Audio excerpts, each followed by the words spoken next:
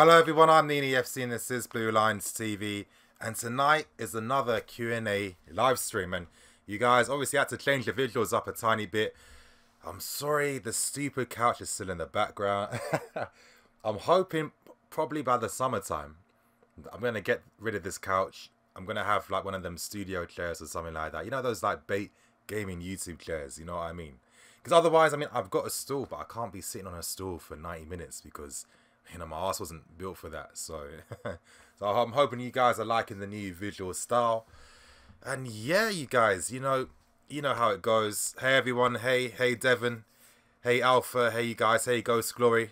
Fortnite and Nini, best combo ever. Hey, that sounds like a good motive. That sounds like fun. You know what I'm thinking? Maybe one day I might even like just play FIFA on the stream as well as I'm doing it. Maybe that could be something. I know you guys, you know what it is. It's a Q&A live stream. You know how it works. If you want any of your questions prioritized, obviously, to stand out from the rest, and if you want your question focused on, send a super chat. It helps support the channel, as well as I get to answer your question. And if not, obviously, you know, if I miss out on your question, don't get too angry because I get quite a lot and it's hard to go through them all. But I'm going to be here for the next 90 minutes. Hopefully by like 10:30, something like that, I'll be done. And yeah. Hey everyone, hey, you guys good? William, okay, starting with Luke. Hey, the pro reviewer. Hey, pro reviewer, if you're listening, man, of course you are, because you're here. You need to send me your email address. I hope you have, because you were supposed to be on the show last night. So I need to make sure that you're on the show for next week. Hey, everyone, hey, you guys. But yeah, starting with, like I said, you guys know what the deal is. If you want your question prioritized, or you just want to help support the channel, leave a super chat. I mean, there's anything, it can be 50p, it can be anything. Every little helps. And yeah, starting with the first question, Luke Bashian, Willian for Chelsea Player of the Year. Honestly, I'm starting to think that's becoming the case now because his form has been exceptional. Against Barcelona, he was amazing in both legs. They couldn't get anywhere near him. And maybe you guys might be thinking, oh, you're getting a bit too gassed, but it was them ones where, let's say if he was playing for Barca, he wouldn't look out of place. You could easily see him playing in that Barca team. And you guys know my thoughts and opinions. I've been a massive advocate of obviously using players in their correct role, in the right system, in their best positions to see what they can really do. We've had examples here of always misusing players. I mean, De Bruyne, whenever this guy used to play for us, he used to play as a winger. Salah, this guy was never playing further up as an inside forward. He was always playing as like a defensive winger who had to come back. And it's like, it's no surprise why you can't see what they can do to their full potential. But obviously, Willian, Conte, that's, you know, he needs to get credit for how he's using Willian in 2018. And the annoying thing is, imagine if Conte had used Willian like this since the start, since when he first joined. It's like last year. This is what I don't understand. Why didn't Conte ever think to try and use Willian in a role like that? Because imagine, you know, Willian's on 13 goals and 7 assists, and he's got the majority of that in 2018. So realistically, he'll probably get past 15 goals minimum for this season, and he'll probably get to 10 assists as well. And you know, when you look at those stats for what he's done in like half a year, compare that to when he won Player of the Year all those years back. His stats are already better. So this is what I mean. I mean, of course, he's using him now, but imagine having this type of Willian since last year, you know, for the past 18 months, having a Willian like this. People will be talking about him being, you know, one of the best players in the league. And he's showing that ability. So I think it's good that he's getting credit. I think people need to stop with this, Willian's only playing well because there's a World Cup this year. I think that's a bit too cynical, if I'm being honest. Zaki, yes, Zaki, you good, bro? Let me answer your question. Zaki, thanks, man. This week, yeah, they've been, yeah, say for that. Do you think Ruben needs to get into the England squad for the World Cup for him to be considered in our team next season? I feel that if Ruben does get into the World Cup squads, I'm thinking it won't happen because of his injuries. He's, you know, that's been the unfortunate thing. But I feel that if he was to get in the England squad, I think Chelsea would definitely have to look at him seriously and seriously consider, you know, what he brings, what he can do. But at the same time, we've had a history of no matter how well players have performed online, like for example, De Bruyne, how many times did he have to tear up the Bundesliga to be taken serious? I mean, Lukaku, this guy was getting more goals than the strikers we had at the club for the past 2 seasons before we let him go to Everton. Sometimes it's just never enough. And I just feel that I mean, this is the hard thing. Until Chelsea have an idea and a philosophy and how they want to play, how they want to be for the future, it means that it makes it difficult for guys like your Rubens, you know?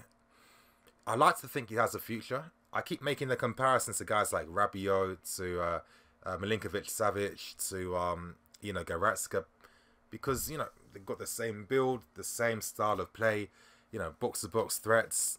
But it's just like those guys have been able to play in their role and get game time, and it's no wonder they're starting to get praised now. Ruben hasn't played anywhere near that amount of games, and he's always been played out of position. So I don't know. I think getting, if not, I think the fact that if he was to still get in the England squad, the fact that even if he was to get another potential loan could be great, because I don't know. I kind of feel Chelsea, and it depends on who the new manager is going to be. This is what gets really difficult about really understanding and guessing what's going to happen.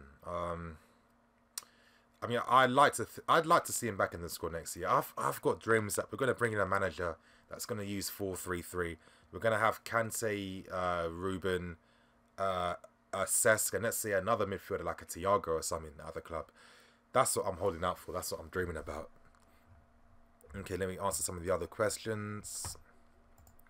Let me actually post this on the... Yeah, let me post this on the community tab so people know it's starting. 95 are here. Chelsea fan, hey man, and thanks for the... you know, unlucky of course. I was hoping your prediction was going to be right in regards to obviously 2-2, but it wasn't to be. But your question is, Nini, how would you feel if we signed Carlo Ancelotti as our manager? Carlo, that would be, I don't know, I kind of feel like that would be the typical safe Chelsea move to make, if I'm being honest. Again, it's no surprise to me that a lot of the older managers, not old school, but the guys that had their success, you know, last decade, they're starting to struggle a bit now this year, because I think, you know, the tactical ideas, the style of players are completely different.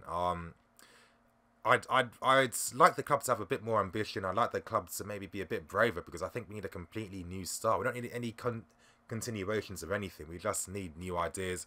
And I feel that if we were to bring in an old manager like Ancelotti, who's already had past experience here, I don't think it's going to necessarily reflect well.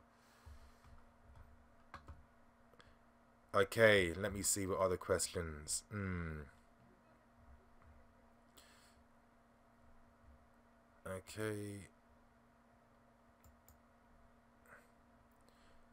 Okay. Luis Omanini, how will you feel if Conte stays next season? I mean, he's definitely not going to stay, but being hypothetical, if Conte did stay, I mean, I'd hope that he'd be willing to adapt a bit and change his ways. I mean, it's hard, you know. If you look at managers in general in football, when do you ever really see them change their ideals, change their philosophies just like that? You know, this is why the turnover rate with managers is so high, because obviously, you know, they all have their different, you know, philosophies on how to win and how to approach the game. And this is why, you know, you got to keep these guys for, you know, 2-3 years and you move on to someone else with new ideas. I don't know. I think if Conte was able to do that, which I don't think will happen because it just doesn't happen in football, then I'd be open to it. Because again, I don't have anything personal against the guy. I really don't. Like, you're not going to see me saying on Twitter, "Oh, Conte, you pasta muncher," or "Conte, you pasta this," or, you know, all that type of nonsense. You're not going to see me do that. But I mean, it'll just be interesting to see if it did happen. CFC Anuj, hey man, we need to keep a balance at the club, just like Spurs keeping their manager. And that reminds me, obviously, you sent your super chat yesterday, so I'm going to answer your questions now. So just give me a second. I'm just going on the tab now. Okay, let me see what you asked me yesterday. No, let me see. Come on, loads, fucking thing, man.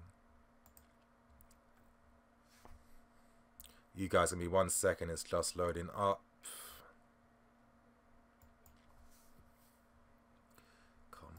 Come on, mate. Yeah, loads. Okay, CFC. Oh, your question's not coming up. Oh, you didn't send a question in. Oh, that's why.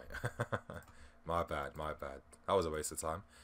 Tolu, hey Tolu, appreciate that super chat, man. Tolu, hi Nini. How come you never consider Joachim Löw as one of Conte's replacements? That is a good question. Honestly, there's no reason, there's no bias against Love. I just literally haven't thought of him. I mean, there's a ton of managers out there.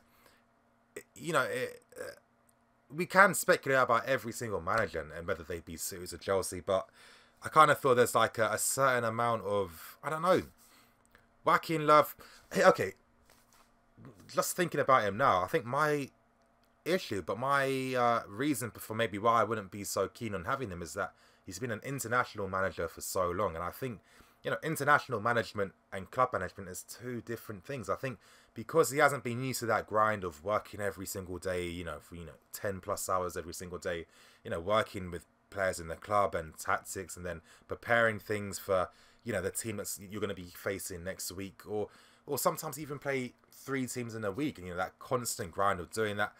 I don't know how quickly he can adjust to getting back into that, and the only reason why I say that is because of Scolari. Now, when we signed Scolari, this guy had been an international manager for years, with Brazil and then with Portugal.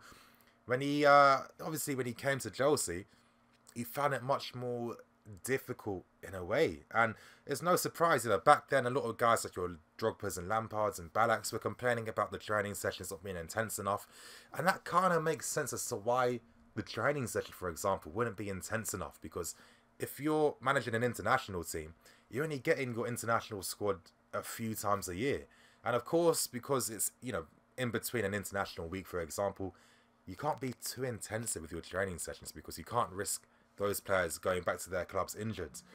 And I think this is what I mean. I don't think looking at a guy that's been managing an international team for so long is the way forward. I think there's just too many risks that come with it. Obviously, I totally appreciate that super chat, man. Thanks for that. Okay. Okay, what other questions are there? Alright, cool. For the love of house, Nini, mate, Asensio to Chelsea next season. Looks as though it might happen. What's your thoughts? I don't know. I really don't understand where this is coming from. Number one, when you look at the actual Bopper reports, not stuff from like, what's the site called, Goal or whatever. Not goal.com, but it's like GOL. Some football website in Spain. A lot of times they just talk out their arse. They literally just clickbait just to get, clicks. I don't see anything about Asensio leaving.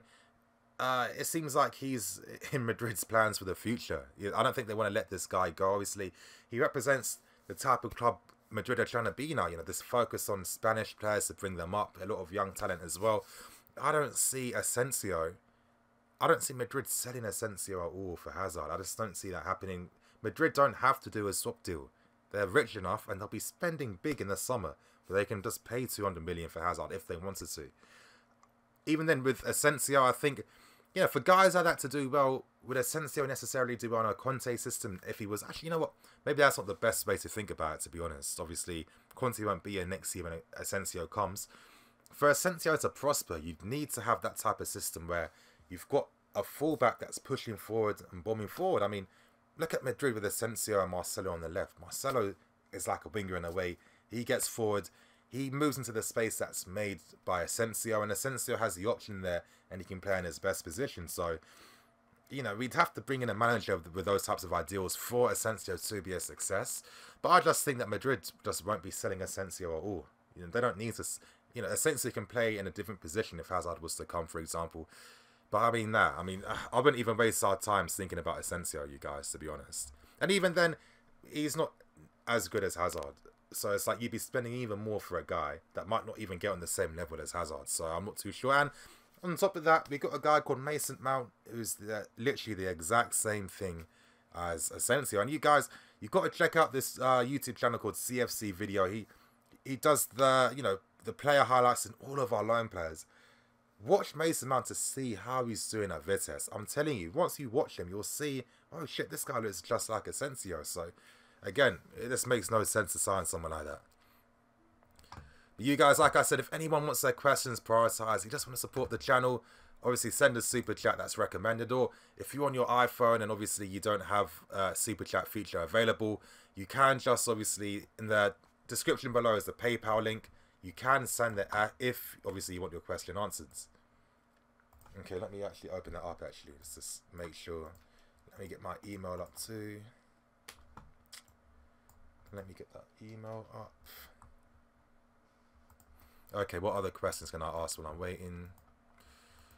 Okay, what is there? Oh, there's a lot coming in. Okay. Keith Lee Jarvis, Sampaoli to Chelsea. Oh, now, you know what, you guys? You know I'm all about my foresight. You know, I was making a comment in my earlier video. You know this thing where people just... Yeah, I think football's the easiest industry, or, you know, industry where foresight matters, because you see so many previous examples throughout history of, let's say, a manager doing the same tactical failing. Like, for example, Mourinho. I'm kind of shocked and baffled by everyone's kind of surprised that, oh shit, Mourinho really is a negative guy. Once United got kicked out by Sevilla, you know, the amount of money they've spent, the players they brought in as well, and they play awful football, and it's just like, but you've seen what this guy's been doing for how many years, for the past 10 years. Why is it a surprise now? You didn't see any... I mean, that game against Ajax, they won the UEFA Cup. They defended against teenagers and kids. Now, to me, that was pretty disgraceful in my opinion. But it's like, when you're seeing Mourinho play that negatively against a team full of teenagers and guys under 21, that gives you the clearest indication of what type of manager this guy is. So, you know, that's my thoughts and opinions on, obviously, oh, it's new on okay, you guys, so if you do have iOS, if you do upgrade your iOS, you can send super chats now. So yeah, that makes everyone's lives even easier then. But that's what I mean, you know, getting back to the question, yeah. That's what I mean by foresight, and I think that bro, I went on some crazy tangent. I just lost my thoughts then. Sorry about that. But let me just make it simple. Yeah, with Sampaoli, this is I mean, I'd like to see him come. I think that when it's the World Cup, people are going to be getting gassed about Argentina. Yeah, all their football hipsters will come out. They'll have this Sampaoli fact, that fact. It's all going to come out during the summer. I feel that after the World Cup with Argentina, I see this guy leaving. And I feel that if he leaves Argentina, he's available. I mean, the club have already discussed with him, or, you know, previously before, you know, we picked Conte over him. It makes sense to go for him. He'll cost no money. He plays amazing football. He improves players. I mean, I'll give you an example. Look at Nzonzi. Nzonzi was like a poor man's Bakayoko at Stoke.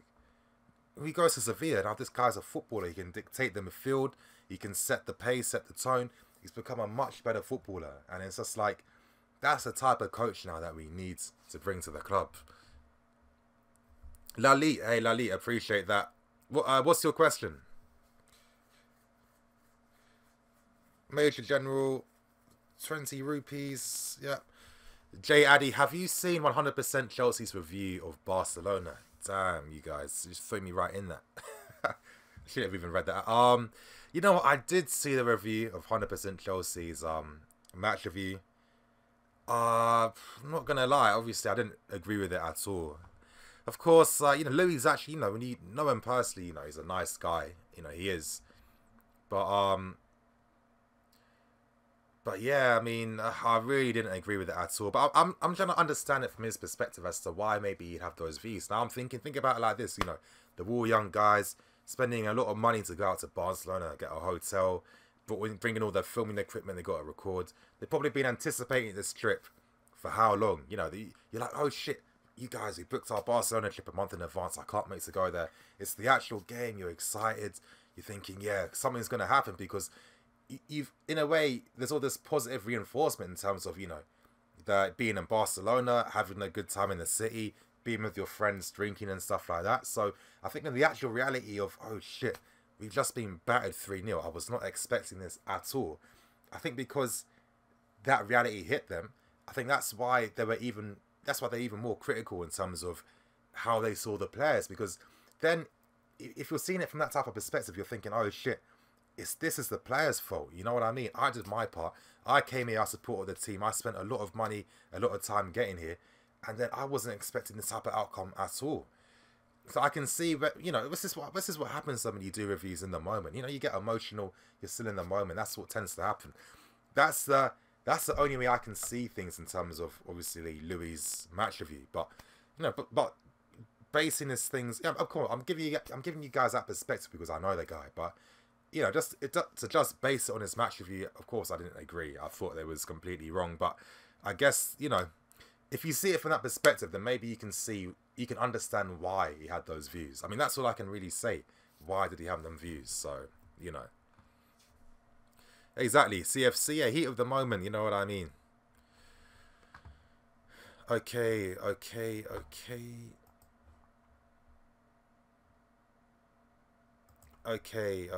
What other questions are there?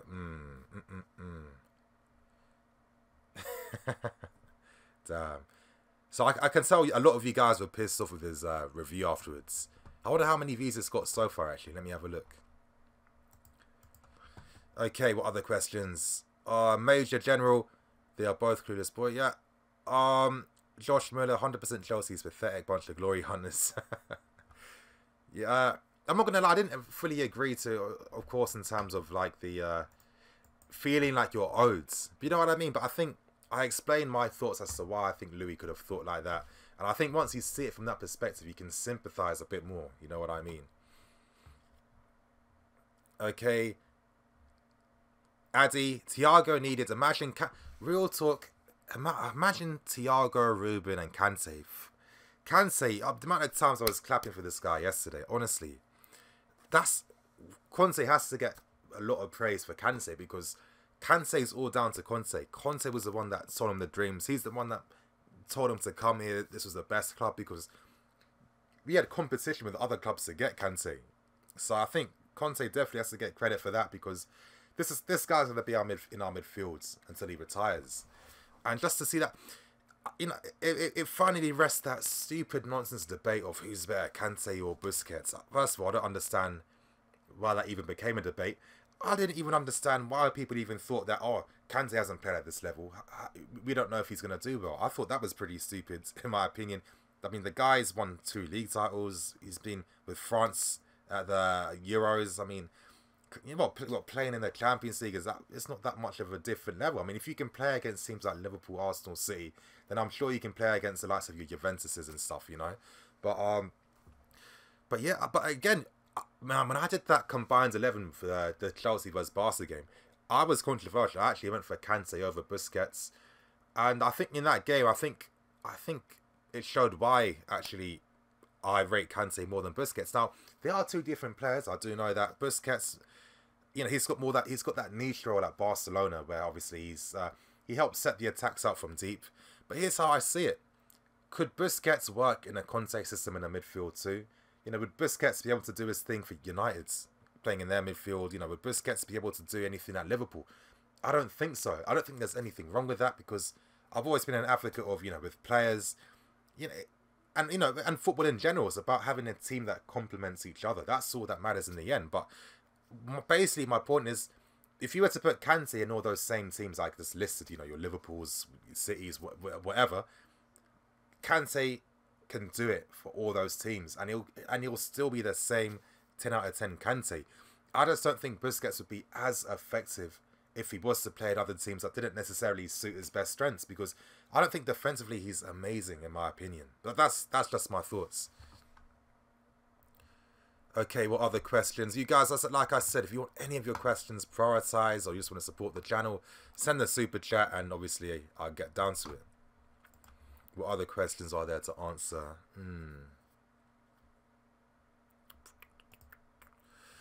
Okay, Govinda. Overall, was Chelsea's performance good or bad? Because I thought it was decent, but many others are saying that we were embarrassing, mainly 100% Chelsea. Here's the thing. I think, because I watched the game again, so I think you kind of get that acceptance that we're not on that same level. Now, do I think we're far away from that? Honestly, I don't think we are. As I keep stressing, we have the blueprints to get a special team in the next few years. It just depends on the right investments. You know, people giving me answers like, oh, we can't afford world-class players. That's complete nonsense. We have money here. The fact is the fact that because there's no philosophy and there's no, you know, there's no focus on bringing in these big guys, this is why they don't come. It's not about not being able to afford them. We can afford to do that. I mean, we saw the money we spent. And let's not forget, I keep making this point in the summer, we would have spent another 100 million because we still made bids of 60 million for Sandro, and we still wanted to bring in Barkley for 35 million back then. And Llorente was still being spoken about, so we would have spent an extra 100 million on top, and we probably still would have bought players in January. So there's money at the club.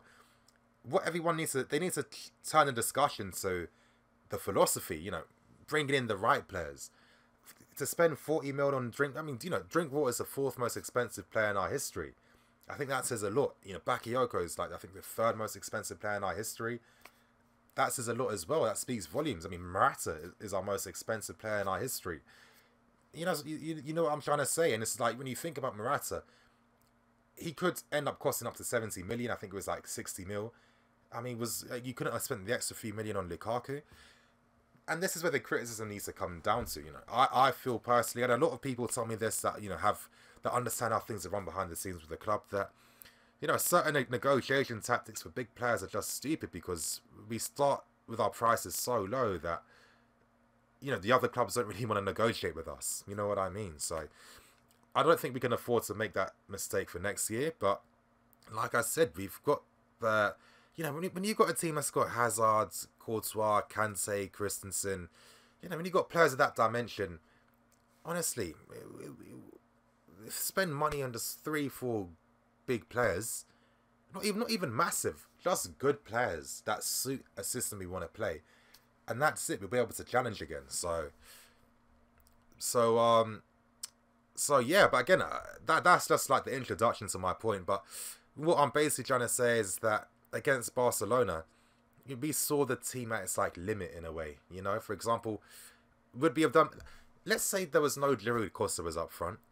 Yeah, we'd be much better because we've got a better player there. Let's say, you know, maybe Luis was playing too. We got, you know, another better player at the back as well.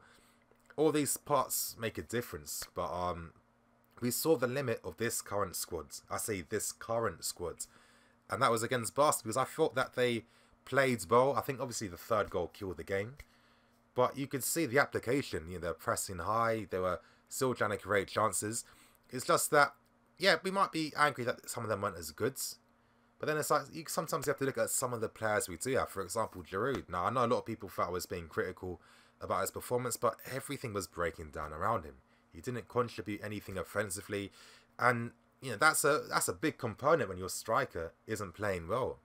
That can really affect your chances in a game. You know, if there was a Costa there, for example, we'd have higher hopes. So, I do think it's harsh to say that they're embarrassing. It definitely wasn't, especially when you're losing to Barcelona. It's not Sevilla. Come on, there's levels between this stuff, and obviously Messi too. You know, it says Messi we conceded against. We didn't concede against freaking, I don't know, like Dybala or something. You know what I mean? This is one of the greatest ever players. So I don't know. I thought it was, this is my argument though about why does everything have to be so reactionary? It gets kind of boring to when everything's just a reaction.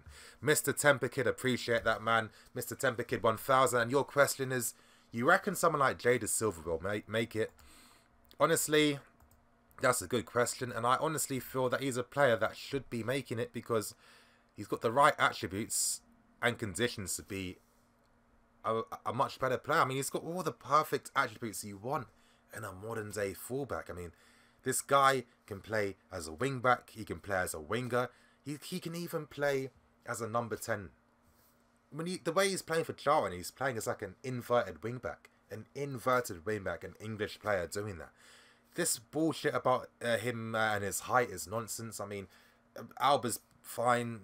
Dani Alves has been fine. Roberto Carlos, Ashley Cole, Lahm. I mean, there's so many examples of smaller fullbacks fullbacks making it. And in a way, I think I'd rather have my fullback being smaller because it's not as if you're playing against 6 foot plus wingers. You know, most wingers tend to be a bit small. That low center of gravity. Surely it's an advantage to have a smaller fullback that has that same low center of gravity himself to be able to keep up with them and their body directions and stuff like that. I think this guy's delivery on the ball is amazing too. He can play, he can keep the ball under pressure. Honestly, he's got everything you want. And this is the frustration. You know, a lot of people might think, oh, you know, you're just a youth advocate, blah, blah, blah, as if you're talking crazy. But when you see these guys and just how good they are, it gets you thinking, if Jada Silva, if this guy was at Tottenham, or if he was at Southampton, this guy would be playing in the Premier League and people would be raving about him. That's a annoying thing. They'd be raving about how amazing he is. But with Chelsea, because we don't really necessarily, once they turn 18, we don't really tend, or this old philosophy doesn't really tend to care on what they do. It makes it hard. But I know he's been fantastic for Charlton. In the summer, it's going to be interesting. But again, all we can do is we can pray that we're going to have a manager that's going to have us playing in the right way. Hopefully he's going to have a look at some of these guys in pre-season and hopefully make the correct decisions. That's what we can hope for, really. N'Golo Kante, good name. Thanks you for the super chat, and I'm going to find your question now, bro. So I appreciate, appreciate that, and sorry for the wait. N'Golo Kante, if you send me your questions so I can answer that. But again, you guys, thank you for the super chats. Okay, Everyday Monday, Jada Silva, Ruben, Boga, Christensen are the best youth players. By far they are. Hey man, who do we sell? Also check your WhatsApp. Oh, thank you. I can't really check my WhatsApp during a stream, man, to be honest.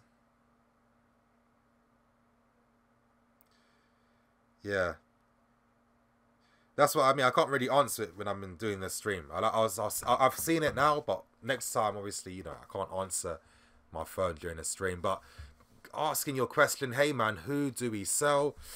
And obviously, thank you for the super chat, man. I appreciate that. Who do we sell? Pedro needs to go. He needs to go now. Gary Cahill needs to go. Oh, Lali, I missed your question. Let me answer that afterwards. Yeah, Pedro needs to go. Cahill needs to go. You know what? I'm not gonna. I was gonna say drink water, but here's the thing: he hasn't been bad for us. It's not that. It's more the fact that I feel that we can get better there. You know what I mean? If I find out we sold Barkley to next year, I know he hasn't really had a chance to show what he can do, but he's someone that I wouldn't really care too much about either, because then we've got guys like your Ruben that will get more game time and have the potential to play in the midfield better than Barkley. I mean, Joe Tweedy yesterday made a fantastic point in the stream talking about, Ross Barkley was what Chelsea, but people thought that Ross Barkley would be like your Asensio, Mason Mount type of player, but he hasn't ended up being anything like that. I feel, again, he's someone that's overrated himself. And again, from a business point of view, it makes sense to sign him for 15 million, because if we did sell him next year, you get double the money back easily. But I don't know, I just look at Barkley. Do I think he's someone that's going to take us to another level? Nope. Because we would have seen signs of this already beforehand. I know it's harsh though, but if they did leave, I wouldn't care, to be honest. Up front, Giroud's... I really don't see the point of him, to be honest. I just think it's a squad place that could be given to someone that would help us with a better style of football. He can go. What other players would I not mind seeing leaving? At the back, I think the defence is fine. Let's reintroduce Zuma back in the team. In the wing back position, I think Moses Apocosta are fine for now. On the left, I mean, you know what?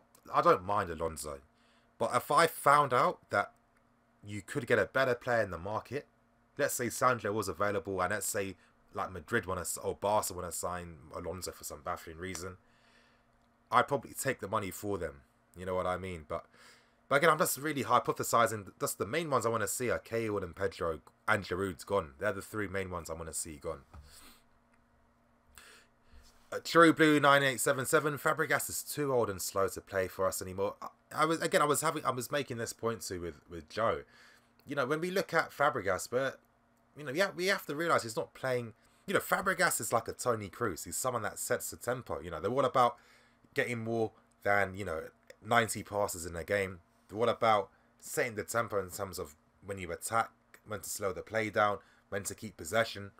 He's that style of guy. Obviously, in Conte's system, because he prefers more direct football, this is why you have to see Fabregas play a lot more forward balls all the time. And they don't always come off at times. With someone like Fabregas, it's best to let him control the midfields and then pick when to make the right pass instead instead of constantly having to spam them and hope that one of them comes off. And the reason why I say this is the fact that imagine we have a new manager. Let's say he wants to bring in a possession style of football. Then Fabregas would be key. And I'll say one more point to that. Remember Andrea Pirlo when he was at Milan? Everyone thought this guy was finished. When he went to Juventus, people were like, why did you sign Pirlo? But the guy's career was rejuvenated. And why was it rejuvenated? Because he played in a system that suited him. He didn't have to defend anymore. He had two guys around him that did all the work.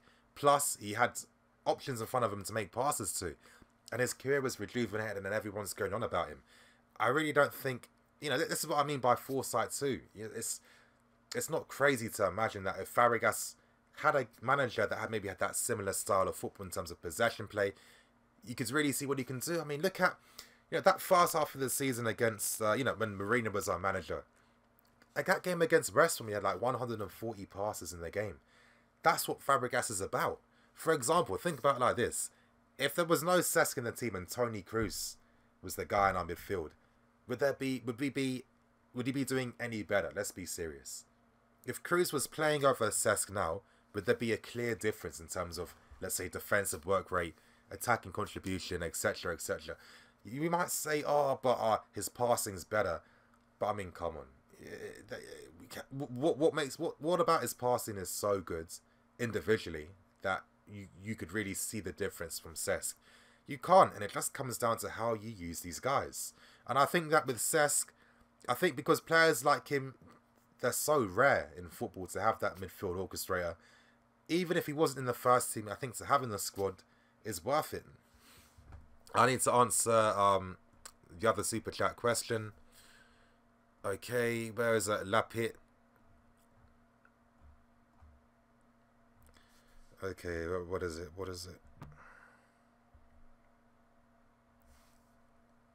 Oh, okay. Lalik, do you mind just sending your question again? Because I can't find it. It's going to take me too long. So if you type it in now, and I've got a PayPal question, so I appreciate that. Who's that from? Thank you, Mukhtar. Appreciate that, bro. Thanks, Mukhtar. Mukhtar Ibrahim. Yep. And what's his question? Man like Mukhtar. Yes, come on. So slow. Okay, Mukhtar's question is, Nini, why do you think Conte has played so pragmatic most of this season? But then, again, you see performances like Atletico away and Barca, United home, and a few others. For me, Conte can play dominating football, as we saw last season. Is the reason he plays like that because he does not trust his players possibly, or do you think it's the reason he has become more pragmatic more this season compared to his style last season? Thank you, Mukhtar, for that question, and they're the type of questions I like, where I can get in detail with it. But Lalit, if you want me to answer your question quickly before I get into this one, obviously type it in now. Okay.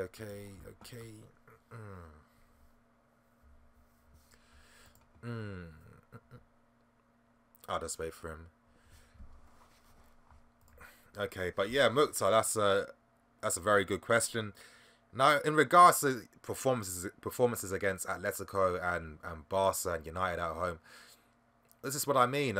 First of all, we've always, when teams, when we play against teams that don't press us high, for example, United and Atletico, because remember, it's all about if our wing-backs can obviously push up, because once the wing-backs push up, the midfield can get forwards, and then we can play in the opponent's half. Now, against teams like Atletico and United, you can do that because they prefer to sit back and keep their shape instead of press aggressively. So I think this is why we were able to see that style of football. Against Barcelona, the tactics were right. You know what I mean? But again, it wasn't as if we dominated the possession in terms of, in the home game, in terms of, keeping the ball. But it was a good performance in terms of keeping our structure and being able to attack Barca on the counter-attack. But this is what it comes down to, the system, the tactics. And, if you let us play to our strengths, if you don't stop our wing-backs getting forwards, if you don't press our centre-backs, if you prefer to keep your shape in your own half, then you make it easy for us because we're not a pressing team. So you're allowing us to play in your half. That's what happens in football, you know. Any team that defends, you're allowing the other team to come onto you. You know what I mean? But again, in terms of dominating, that's the context because of those teams. I don't think we played dominating football at all. You gave examples of good performances, and obviously I give you the reason as to why they were good performances, because in a way those teams don't press us and they allow us to push our wing backs up and play in their half. So that's why we see that. But of course I sympathise with Conte partly. I'm not saying a lot, because of course if he had better players, the system maybe could be a bit better. But I don't know by how much, because do I think we'd be a point behind Man City right now? No. But because again, you know, Conte's still going to get... Even if Sancho was in the team and Sanchez was in the team, he's still going to set the team up the same way he's doing already. He's not changing it because of the players he possesses. So that's not going to make a difference. This is a bit of a side note, but a comparable example. I mean, look at Sanchez at United. A lot of United fans were thinking, oh, but Sanchez replacing Mkhitaryan, you know, Sanchez being better than Mkhitaryan, will be playing a new style of football. And I think that's the mistake a lot of people make, where you think, oh, it's the quality of player that determines how dominating the football can be. It's got nothing to do with that. If the manager doesn't care about a certain style, then that's it. Regardless if he's got all the best players in the world, it won't make a difference. I mean, for example, let's say Messi was playing in this team. Do you think we'd have an extra 25% possession?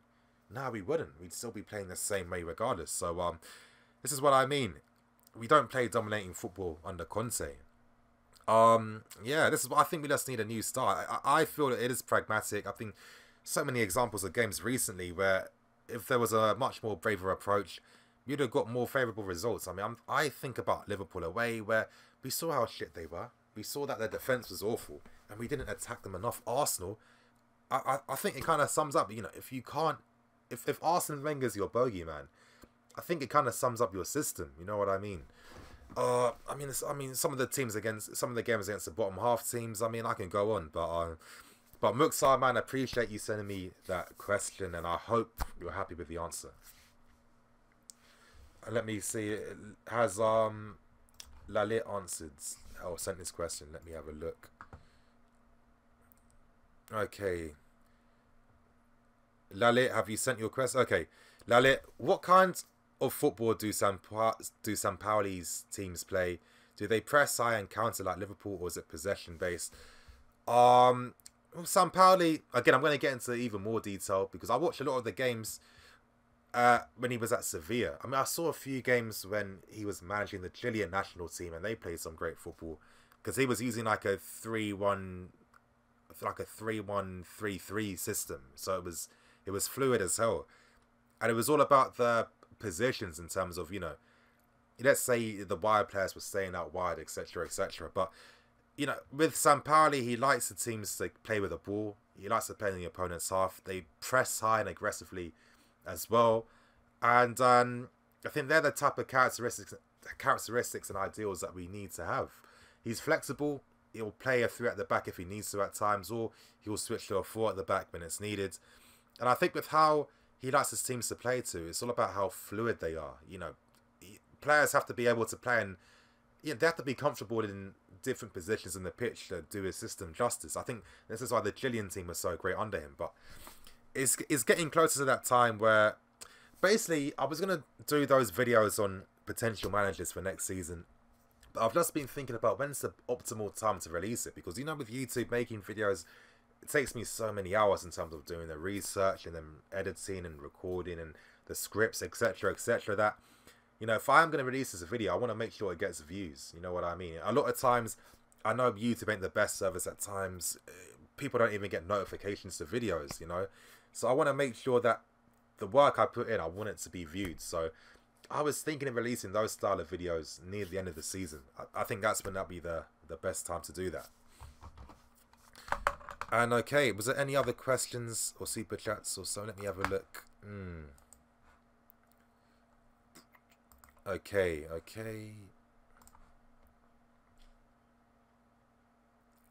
Okay, you guys, like I'm saying, if anyone wants their question prioritized, you just want to support the channel, send a super chat. Or if you don't have that, if you haven't updated your iOS, there's a PayPal link in the description below. Okay, what other questions are there? Again, apologies. Tiggs, hey Nini, hey Tiggs, you good, man? You guys need to subscribe to Tiggs as well. He does a lot of Chelsea player compilations, very high quality videos as well. He's worth having a look at. Okay, what other questions? Moshin Khan, Nini, our youth outplay every other youth teams all the time to cement the fact that they are the best in the world. Do you think the club really care about them to graduate to the first team, or is it only the manager? That is a good question, and this is the issue we're having. You know, there needs to be honest, it needs to be the club first, and then the manager follows afterwards. I think we need to stop this thing of maybe allowing, you know, because again, we're signing first team coaches, so in a way they have to do their best in terms of the players they have in the squad. So if you're a first team coach at Chelsea, that means whatever players the boards tell you, you know, give to you, is, for example, let's say, oh, sorry, we're not going to sign these players because we think the youth players are good enough, you have to use them. Then the first team coach would then have to utilise them in his tactics. So I think, you know, they both work together. And I think that, you know, when both parties are on the same wavelength, then you can have these possibilities where the youth can play. Because I think the youth are good enough to play. But I think that if there was a manager that played in a similar style, because we forget this point too, our youth players dominate, but it's also the tactics and the system in place that helps them dominate even more. Because when you're beating Real Madrid 4-2, when you're thrashing Man City in finals, when you're beating all these established youth academies easily, and you're doing it consecutively every single year, it comes down to how amazing the coaching is by the youth team managers as well, because it allows them to do that. For example, let's say we had a guy that wants them to play off the ball a bit more. Now, you wouldn't see some of their qualities, because it's like, well, why are you going to expect an attacking player to be as good defensively in his own half? He wouldn't. But because there's a system where the players can play to their strengths, you know, guys like your Mason Mounts, for example, he was having Castillo on the left who was bombing forward, and Castillo looks like he can be a Premier League player in the future.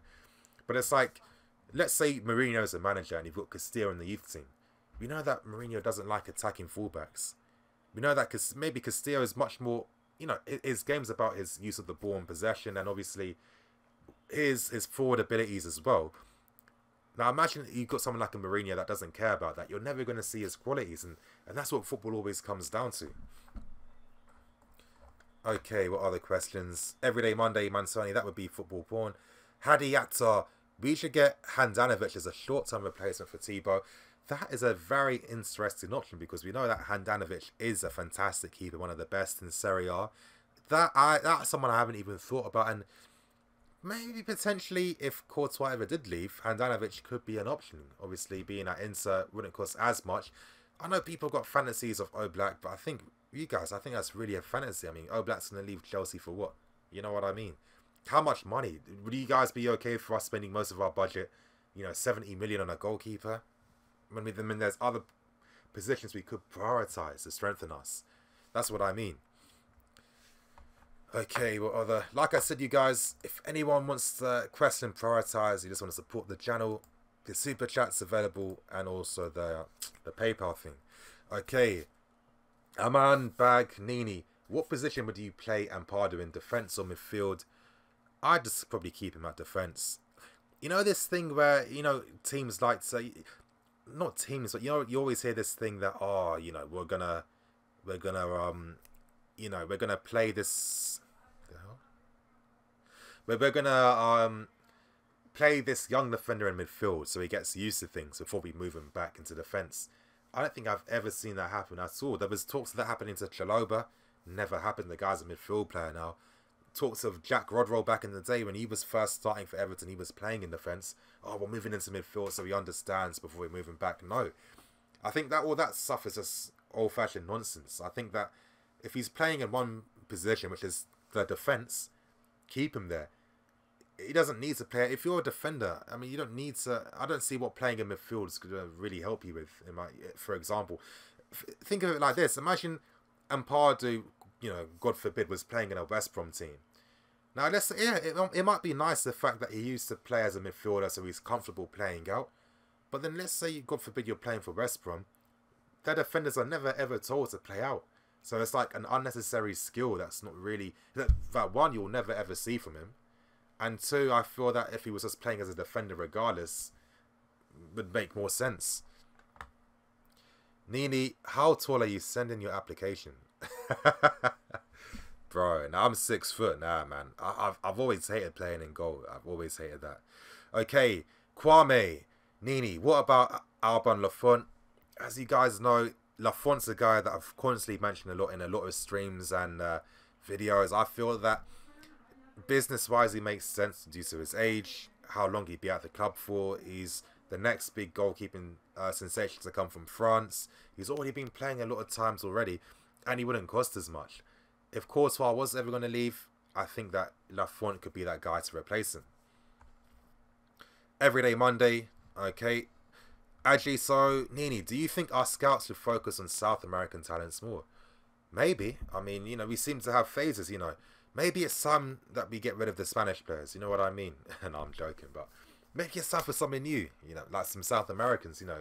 We had the Portuguese guys, then we had the Brazilians, then it was the Belgians, you know what I mean? Now it's the Spanish.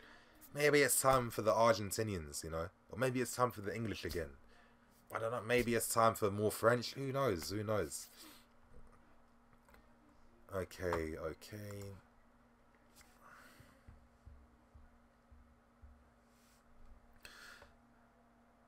Okay, I think I've got another...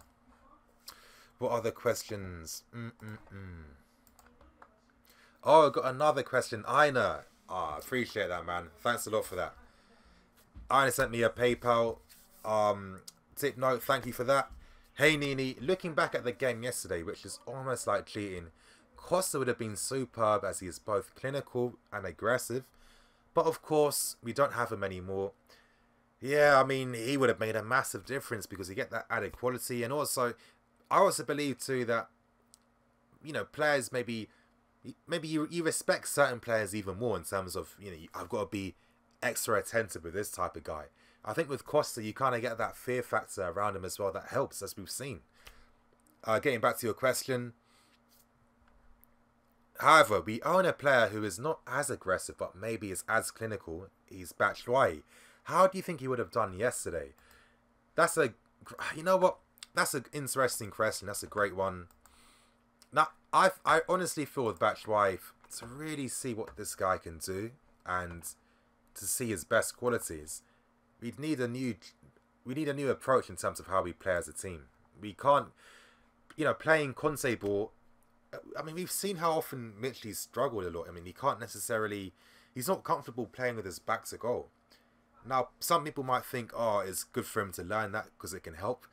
But I don't think so because, I mean, when you look at your Aubameyang, he's not a target man striker, but he's world class. I mean, him being able to hold up the ball and fight for balls in the air, it might be a nice bonus to have, but it's not going to make him a better player. I kind of feel to really see what Mitchell can do, we'd have to be that possession team where Mitchell can just focus on making runs in the books instead of dropping deep to link up the play. And I feel that, you know, Mitchell's never been good at that for Chelsea. I don't think he ever will be good at that because it's just not his game. Barca would have eaten him up. I think PK and City would have double-teamed him like they double-teamed Giroud yesterday. I don't think Mitchell would have fared any better against Barcelona. It's a shame, but, you know, he's doing well at Dortmund. Did he score against Atlanta today? I'm not too sure. In the comment section, you know, let me know how he did against Atlanta. But that's what I mean. I kind of feel that he wouldn't have done anything in particular. I know that Morata's not very popular at this moment in time, but I honestly feel that if we had used Morata over Giroud, you would have got a bit more. Because I thought Giroud did nothing. He hasn't really done anything. I know that the application, you know, he looks like, you know, he gives off the illusion that obviously he's working hard and fighting, but, you know, look at the end products. I mean, is he winning the ball? Is he playing people in? Is he making the right pass? How many times have we seen from Giroud him underplaying that final pass? Not underplaying, under-hitting the final pass. That's all he's done since we've signed him, and I don't know. I kind of think too that I've got a bit of a theory. I'm gonna drop this out here before I answer someone's question, but in regards to Morata now, let's compare Morata to the start of the season, to the second half of the season. Now I know people complain about his, you know, he's on the floor all the time. He's not fighting for the ball. he's looking disinterested, etc., etc. But during the first part of the season, no one would have ever associated those types of words with Morata, because he was that aerial threat. He was fighting for balls in the air. The Atletico Madrid game, he was barging Gordon, and he was physically adept against the United defence as well when he scored the winner against them. Now, things change in the second half of the season. Of course, no excuse for the easy chances he's missed. I'm not going to give him an excuse for that. But I'm just purely talking in terms of, obviously, his application and his overall play in games, because that's completely different in the second half.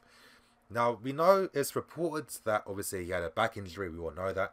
And I told you guys, too, that someone that obviously knows people with the club, they told me that the medical team felt that even though Morata has a back injury, it's not severe enough for him to not be able to play in games. Now, think about it like this, you've got a guy like Conte. Guys like Conte, they want to know that they can rely on their players. Is their player going to be able to put their body on the line when it matters? Will they be able to play through the pain for the team? Morata didn't do that. Maybe it's his mentality, or maybe he felt that his back was too serious for it to be risked. I kind of feel now that Conte hasn't lost respect for Morata. That's too strong, but I kind of feel maybe Conte is using that against Morata, and that's why he's not really talking about it much. That's why he's not trying to get him back in the team, and that's why he's not playing him in some of these big games now. And I definitely think it's not the correct move to do. Of course, he is our record signing. End of the day, when you are a record signing, you do, unfortunately, because of your price tag, you are allowed to have more game time over the average player. But I think since that whole incident in terms of Morata's back injury and the miscommunication, I kind of feel that this is why Conte really isn't fucking with Morata the same way. And that's why I think he wasn't used against, obviously, Palace. And that's why he wasn't used against Barcelona, because there was no tactical reason as to why Giroud would be playing over Morata.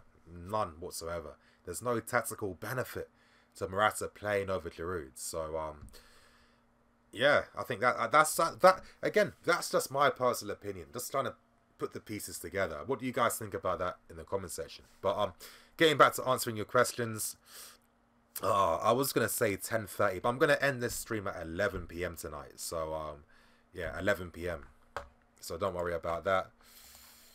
So you guys got me for 45 minutes.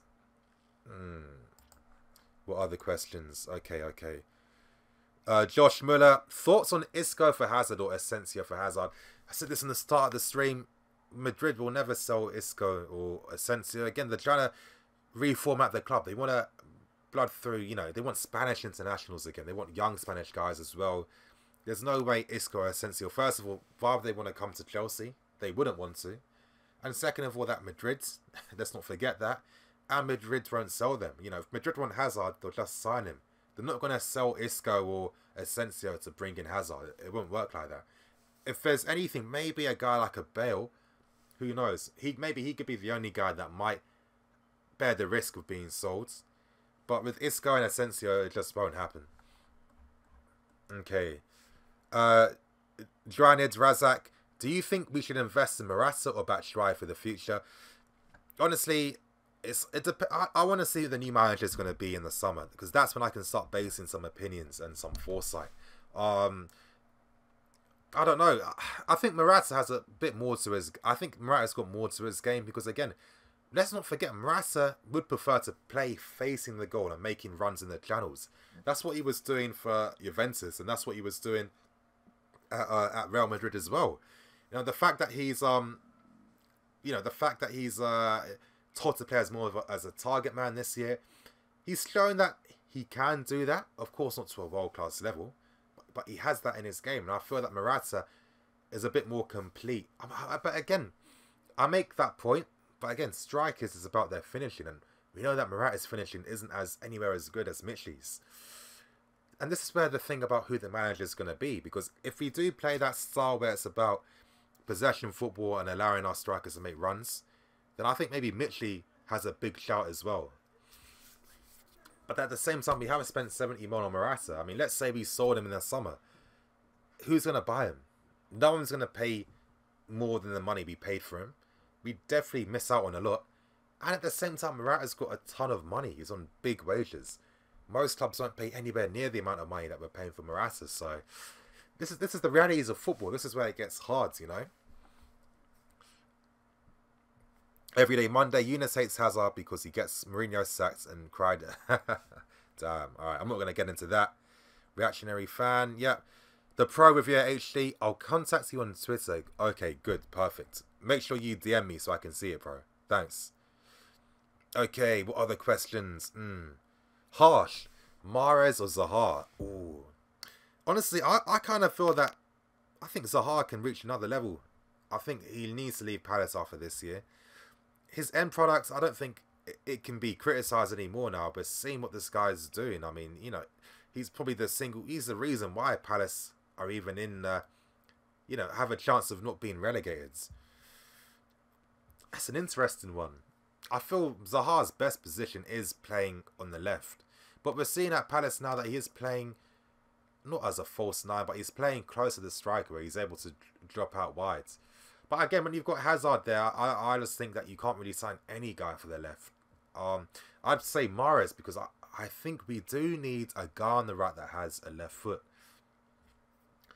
Who knows? I mean, imagine, again, this is why it's going to be so interesting about who the manager is. Imagine, for example, we bring in a guy that wants to play 4-2-3-1. You know, you've got Mahrez, Hazard and Willian as part of that front three. I mean, that's a pretty scary sight. So that's definitely going to give you a chance regardless. I think Mahrez, I think this guy's a phenomenal player. Leicester needs to stop being pricks.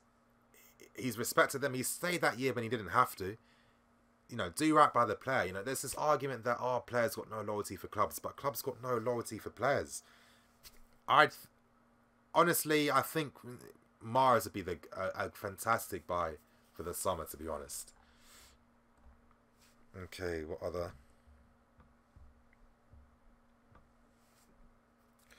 Okay. What other questions?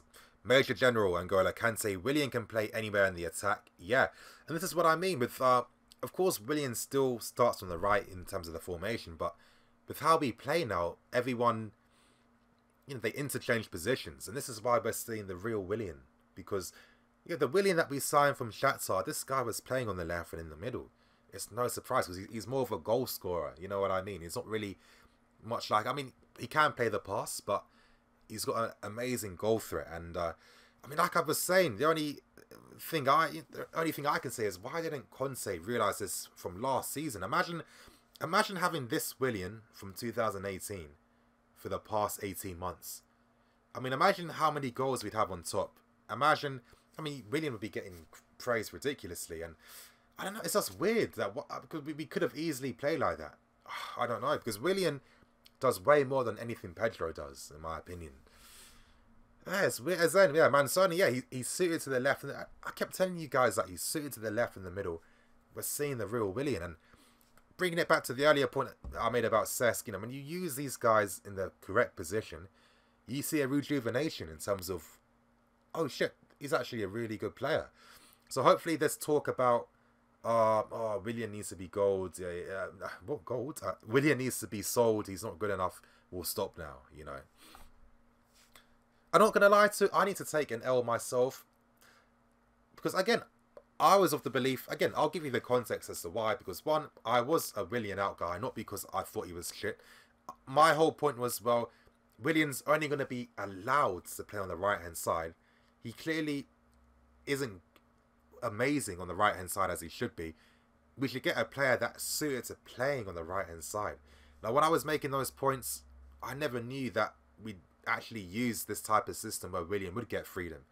If I had seen that stuff before, then I wouldn't be saying Willian out. But to be honest, from the start, I've always said, even though I want Willian out because he can't play on the right-hand side effectively, if he was allowed to play on the left and in the middle, you'd see the real him. And we're seeing that. So yeah, I can only take half an L, to be honest. I'm not gonna take the full L. No way. Okay, the Pro Reviewer. I wish we could all pay for Dybala or Kane. Dybala. I mean, people I keep talking about, I mean, again, Dybala, if we sold Hazard, why would Dybala be like, okay, oh, you just sold Hazard? I think Chelsea's the right club for me. Of course not. That would definitely not happen. Okay. I know. Hazard seems to have suffered from Willian's new role. That is an interesting point. That is a very interesting point.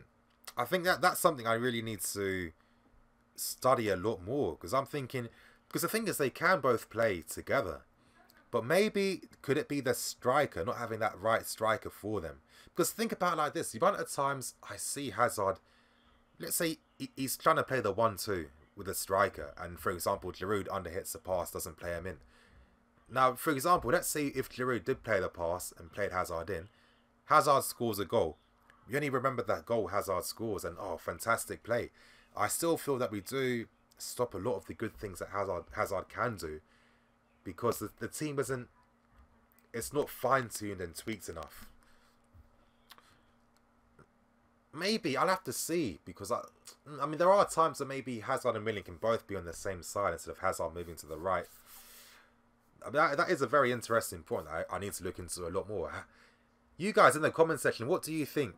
Do you think Hazard's role has suffered a lot more due to Willian's new role in the team?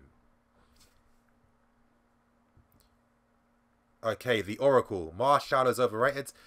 I don't know, this is what I think. Imagine signing Martial and playing him up front in his normal position, you know? I don't know, this is what I mean. You can start to see special things with him. He'd be another interesting guy to look at. All I'm saying is, for next year, there's no excuse why we're going to have, you know, the same summer as this year. I don't want to see any Barkley 2.0s. I don't want to see any Drinkwater or Pedro 2.0s. You know what I mean? There's no excuse for that. I can't accept that. Okay, what other questions? Michael, Daniel, Sion, Mahrez or Bailey? You know, preferably I would like Mahrez, because I think he's... You know, I like guys that are good on the eye too. You know what I mean? Even though Bailey is very good himself, but I've seen much more of Mahrez than Bailey. I mean, I'd go for Mahrez if I could, if I'm being honest. Donovan, Masibo, Sal Fabregas, bring back Ramirez. Nah, man. I don't think that's the... I don't. What's the benefit to that? David Ibrahim, I know this is a very unpopular opinion, but I'm glad we're out of the Champions League, because I think we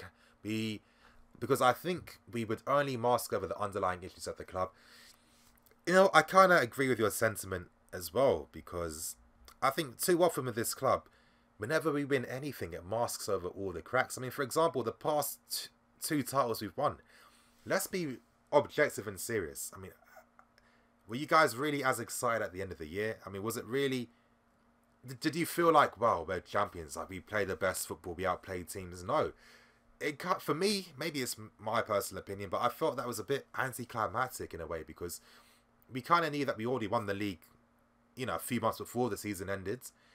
And the football we were playing in the final, you know, 15 games was very pragmatic, very boring. And we've done that twice now, where there's not really any goals. We're not really dominating. We're just playing to get that goal and to seal out the win. I don't know. And it's like last year when teams, you know, when Tottenham, again, it's Tottenham. I don't know what it is with Tottenham and knowing how to find a tactical system against us. But it's when they started to introduce, you know, marking, you know, pressing the back three, you know, having that you know, pressing in the wide areas as well, man marking the midfield too when you're pressing high. It was when they found that solution, was when things became a lot more difficult when it came to playing teams, because they were all following the same measures. So that's what I mean, man. Timmy Teo, appreciate that super chat, man. What's your thoughts on Kennedy to Newcastle for 15 million? Now that's a great question. Honest, 15 million. Oh my.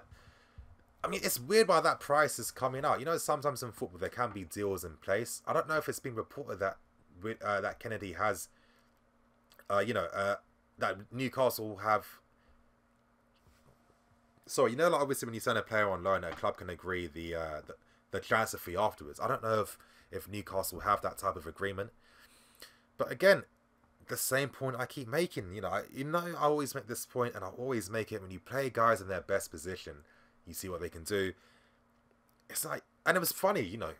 I read somewhere that Newcastle's scouting guys has got a lot of praise for signing Duprika, the goalkeeper for them, and getting Kennedy.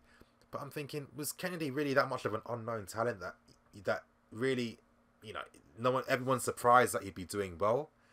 It's just like, was it really rocket science to think if you play a winger in his position, he is going to do much better than playing out of position as a wing back. Kennedy in his whole career has never played left back, never played left wing back. And just Chelsea have this habit of always misusing these youngsters. And it's no surprise that when all of them leave, they all start playing well. I think 15 million, I don't know. I'm also at the point too where I think, realistically, even though a lot of these guys, you know, if Chelsea were brave and they're like, you know what, fuck it, we're not going to sign anyone in the transfer market. We're literally just going to build a dominant team, and we're going to spend 3 years building this team to be ready, or, you know, in the future. Then guys like your Kennedys and everyone would be worth investing in. But I'm just thinking sometimes, you know what, I like to see the players have the best careers they can personally have. I think at Chelsea, really Kennedy would have to play on the right, which is his natural position. But we've shown no history of ever bringing back a player and playing them in their right position. And I feel that it would just come at detriment to Kennedy's career. Maybe, I don't know. I think Kennedy will definitely get options in the summer. I don't think Newcastle's the best club for him. I think he can play at a better level with a better team. I mean, it'll be interesting to see. But again, he's been doing well. I think all of us knew he would do well, because all of us see when you play this guy in his natural position, you're going to see the real Kennedy. So I don't know why it took Chelsea how many years to even give him a loan like that, but that's what happens. Okay, every day Monday, but definitely FCO 2018, yep. Draza, Sean Dyche for manager. God forbid I see that guy there. Honestly, I don't think I'd buy a season ticket. If Sean Dyche was announced as the manager for next year, I'm not buying a season ticket. I'm sorry. I can't be spending good earned money to watch that nonsense. So he brings in Sam Vokes. I'll tell you how dead Sean Dyche's football is. Remember Sam Vokes? He was the guy that whenever a team got promoted into the Premier League, he'd be the guy they sign as backup to their first team striker. This career backup striker has got a career. He's got a career at Burnley now. I think that says it all, in my opinion. Okay, Sideshow Bob. Nini, you're a victim of your own idea of football, not a dig. Yeah, that's okay. That's okay too. You know, I've said this a lot too. And I've got my own like philosophical ideas about football. Someone else can have their own ideas, and that's the beautiful thing. It's not as if my ideas are better than your others, because you know there's different ways to win, there's different ways to play. So everyone's, you know, you can always prefer your way of how you like to see the team play. That's completely fine.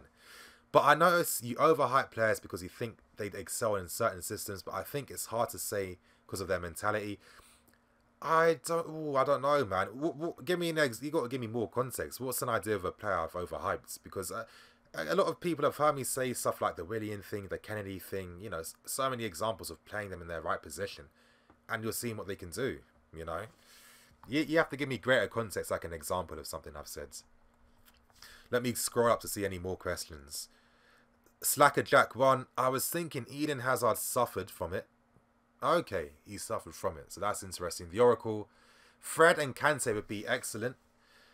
The Oracle, yep, Fred. Now, I think reports are coming out that City might not be in the running for Fred anymore. Fred's another. I mean, again, this guy, when he first went to Shakhtar, he was playing as an attacking-minded midfield player. He's been developed to be more of a midfield orchestrator. I think he'd be a nice buy. I think he'd definitely be complementary alongside Kante for sure, 100%. That's what I mean. You guys, I mean, the future is positive though. I think when you've got guys like a Kante, I mean, you've got the advantage over most teams. I mean, next season, it's definitely going to be. Honestly, I'm excited, but then I'm cautious at the same time because I know Chelsea can do the pussy thing, you know. And what other questions are there? Timmy Teo, appreciate that super chat again, bro. Thanks for that. Reece James, Ola Aina, or Sterling, who's best? Damn, that is another hard one. Obviously, Reece James, a lot of you guys follow Chelsea Youth on Twitter. There's a lot of people at the club that think he's probably the best crosser of the ball at Chelsea at this moment in time. Of course, 2 great assists against Real Madrid. And obviously playing out as, you know, in his role. Yeah, that's what I mean. It would work. But I still think this, though. I mean, I think there's a reason why we see the fullbacks doing really well at the Chelsea youth team. Because, you know, they have like the inside forwards, number 10 guys that play in the half space, that free up the space for them to get down. For example, you know, how many times do you see that overlapping run in terms of, like, you know, that you always know that your fullback's going to be the last guy to stretch the play to make the run. I feel with certain managers we've had in, like, your Contes and Mourinho's, because they've always had to play more of a support role and not really be too offensive, you don't see the best of what they can do. This is what I mean. I think with Ola Aina, James, or Sterling to have a future, we'd have to pray we get a manager that's going to use the fullbacks properly. I mean, I'll give you an example. You look at Kyle Walker. Now, this guy can't cross the ball either. You know what I mean? At Spurs, we weren't seeing any of the delivery that you're seeing at Man City, but there's a reason why Walker's looking like a better player now. Is because also his job's a bit easier in terms of moving in the final third, because you've got you know, the wide players and Silva and De Bruyne in the half space.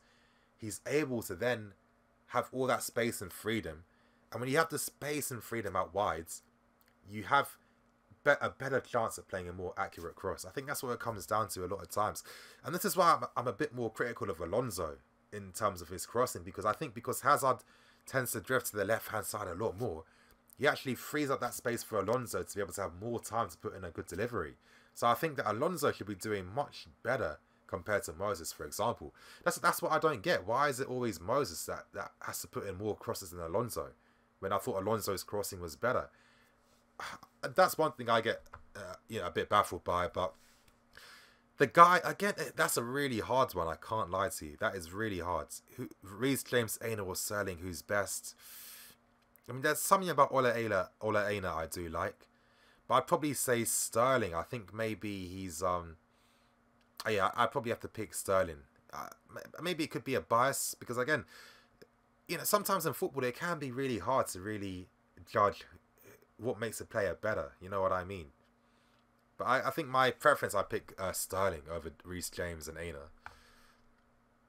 Okay, what other questions? CFC Anuj, thanks, bro. Hey, CFC, you haven't sent me a question. What question do you want answered?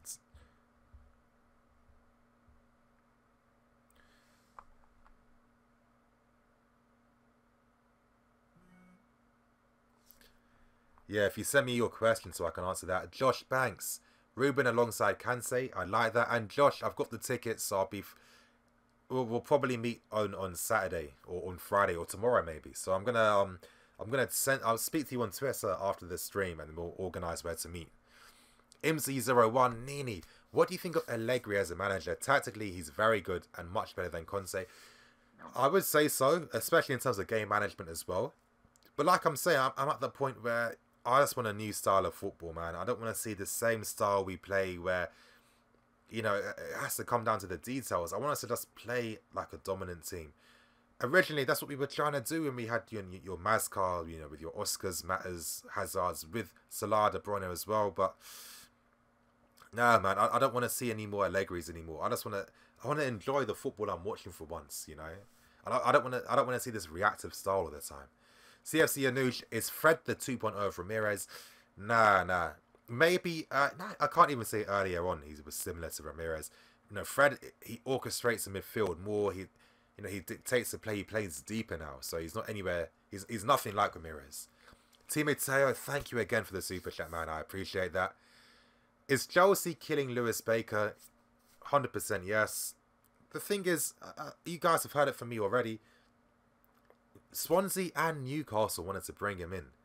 Now, the reason why Baker didn't go to them was the fact that we didn't bring in any midfield replacements first. And this is what really annoys me, because it's like, you know, with our first team compared to how the club's run behind the scenes in terms of, let's say, the academy and the business side and everything, we run everything at a world-class level. I mean, for example, in terms of job opportunities, there's so much progression. There's so many opportunities for coaches to get bigger platforms, get much bigger responsibilities within the club.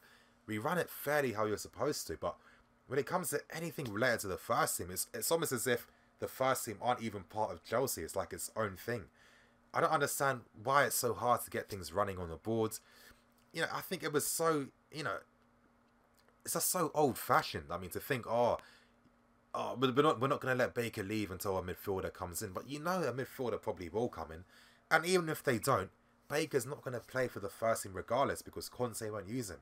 So what's the harm in letting this guy leave to go to Newcastle or go to Swansea, where he'd be playing more prominently and he'd be able to play in the Premier League and show what he can do? This is the type of shit I don't like, because to me, Baker's older now, where I don't think he has a future at the club, unfortunately, because they just won't use him. Why are you going to affect his career? He could have been playing in the Premier League. Imagine he does well on loan and then a club like, I don't know, Southampton or Everton decide to buy him for 20 million. They're the type of opportunities that you deny these guys from having when you have these old school arbitrary ways of handling the squad. And I just think it's, I don't know if maybe Conte, but could it be a Conte thing? Because how many times have we heard from Conte that if a player leaves, he must be replaced? That's one thing we've heard a lot of times. When Zuma left, that was why Rudiger came. Could he be the reason that, as you know, maybe he tells the club, well, I don't want anyone to leave until a replacement comes. There's no proof behind that. I don't know. So I don't see it as me trying to find an excuse to attack him.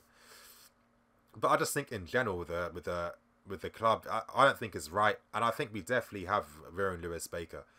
We have to remember, this was a guy that the club had massive plans for. You know, every youth academy, Dermot Drummy, you know, God bless him, you know, he passed away. He was fighting for Baker to get into the first team when Mourinho was the manager. He kept saying, you need to use Baker in the, you know, bring him up to the first team squad, show him that confidence, he needs that, let him know he's a good player. Because Mourinho would always ask Dermot Drummy who's ready from the youth team to play with me. Drummy would always advocate Baker because left foot, right foot, free kick specialist, long shot specialist, he can play a pass. But unfortunately, because Baker isn't 6 foot and doesn't weigh freaking how many, you know, he's not muscular and built. You know, with these pragmatic managers, they just don't see you for your footballing ability, which is a shame, you know. I definitely think that we have ruined him, and, you know, he was forced to go to Middlesbrough because that was the only club, really, that he could have gone to. So, if I was Baker, honestly, get a move abroad, go to the Bundesliga, revamp your career. You can have a career playing there, you know. It's time for these English guys now to, it's not the Premier League isn't your only option. You've got to think what's best for your career. Stop doing not the easy thing. I can understand why Baker wanted to play in England, though, because he's thinking, if Chelsea see me play in the Premier League, then that's going to give me a bigger chance of getting into the team for next season. I think I've said this point on Twitter too. I think if you're a Chelsea youth player, stop thinking about wanting to play for Chelsea, because I think this is why so many of them make their wrong career moves. For example, Berger's another one as well. Masunda, another example, you know, in terms of wanting to even stay with the squad to try and fight for your place. Because even, as we've seen, even when players underperform like Pedro, for example, he'll still play over you regardless. So it doesn't matter how well you do in training, you won't get your chance. They should know that by now. They've seen countless players make the same mistake time and time again. Stop thinking that Chelsea's your only way to have a career. There's other clubs out there that are good enough. And if you're good enough to, or not even because they are good enough, Chelsea will sign you again if they want to. Think about your career. Stop thinking about having your career with Chelsea, because then we won't be seeing stuff like Berger in the Championship and Baker in the Championship. We won't be seeing Masunda at Celtic either. That's just my opinion, to be honest. Everyday Monday, Nate Chalobah was smart for leaving. He hasn't played only because of injuries, but he's a Premier League player. Yes, he is a Premier League player, and he was smart because he had enough. More players need to take that example and follow suit. Okay, I've got another PayPal thing. Appreciate that. I wish I had a notification that popped up. That's annoying. Appreciate that. Mukhtar. Appreciate that, man. Thank you. Mukhtar's question. Okay, okay. Ooh, what is it? What is it? Loading, loading. Okay, answering Mukhtar's question.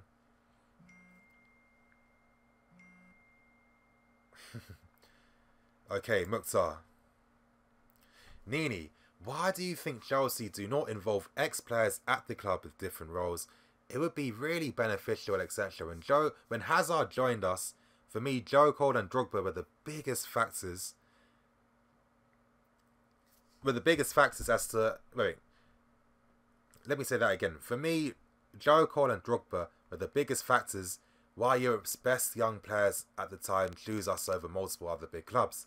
Keep up with the hard work; it will pay off. Your area is the most objective and realistic Chelsea YouTuber, not faking rants for views or like others. I appreciate that, man. And literally, that was the whole point why I wanted to get into YouTube. I mean, the main reason why I even started the channel and got involved with YouTube was the fact that I didn't really have anyone to speak about football with, you know, especially because I always like to get in depth, and I like the analytical side and the tactical aspect. I had no one to speak to about it, and I just think, especially with the world we live in today, whatever passion you have, whatever you like, whatever you enjoy, there's a positive way to express that now with the internet, with, let's say, blogs, forums. There's platforms where you can, you know, express your passions. I think there's so many choices, and yeah, I mean, exactly. I just took the opportunity with YouTube. I mean, I wish I started earlier, to be honest, but yeah, I mean, that was the main point as to why. But let me answer your question. Why don't Chelsea involve more ex-players? Well, potentially that could be changing in the future. If you think about it like this, a lot of the ex-players that did leave us were still playing, so it's not as if they could still have roles with the club. But again, with Chelsea, we see a lot of ex-players. You know, your Jody Morris coming back to be a youth manager. Toriangelo Flo is a coach as well. Paulo Ferreira has a role in terms of helping with the loan army in terms of, you know, liaising with players, scouting reports, etc., etc. Hilario is a goalkeeping coach within the club as well. Carlo Guadagnini, remember him when he used to be the best keeper in the league before Chet came? He's a coach at the club as well. Lampard is the assistant to Jody Morris at this time. So I think it's just patience. You know, we can't, because a lot of them have just retired recently and finding their own path in terms of what they want to do now they've retired. I think I honestly see a lot of ex-players coming back to the club in some capacity. Lampard, I mean, Terry, will see him back for sure. I think we'll see Drogba back in some capacity. I think even next season we could. But so I think it's definitely going to come. It's just a patience thing, you know. Of course, when these guys were with the club, of course, Joe Cole was loaned to Lille at the time. No. Joe Cole, he was at Liverpool, then he was loaned to Lille, or was he with us? Was he with us and then he was loaned to Lille? I can't remember, but yeah, I think that's why, you know. And this is honestly what I mean. I think realistically, let's say hypothetically, Hazard and some great players left this year.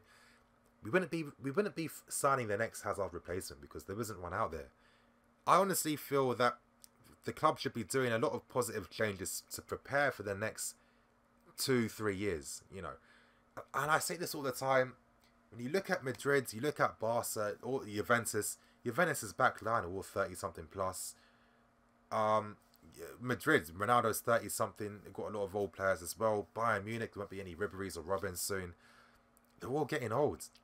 Now, all these teams will have to spend big to replace the players they've left them. And you can't just sign a ready-made replacement like that. Football doesn't work like that. Think about it like this. They're all going to be competing with each other to get the best player for their club. And honestly, the players they can sign to replace these guys will be young ones with a big future.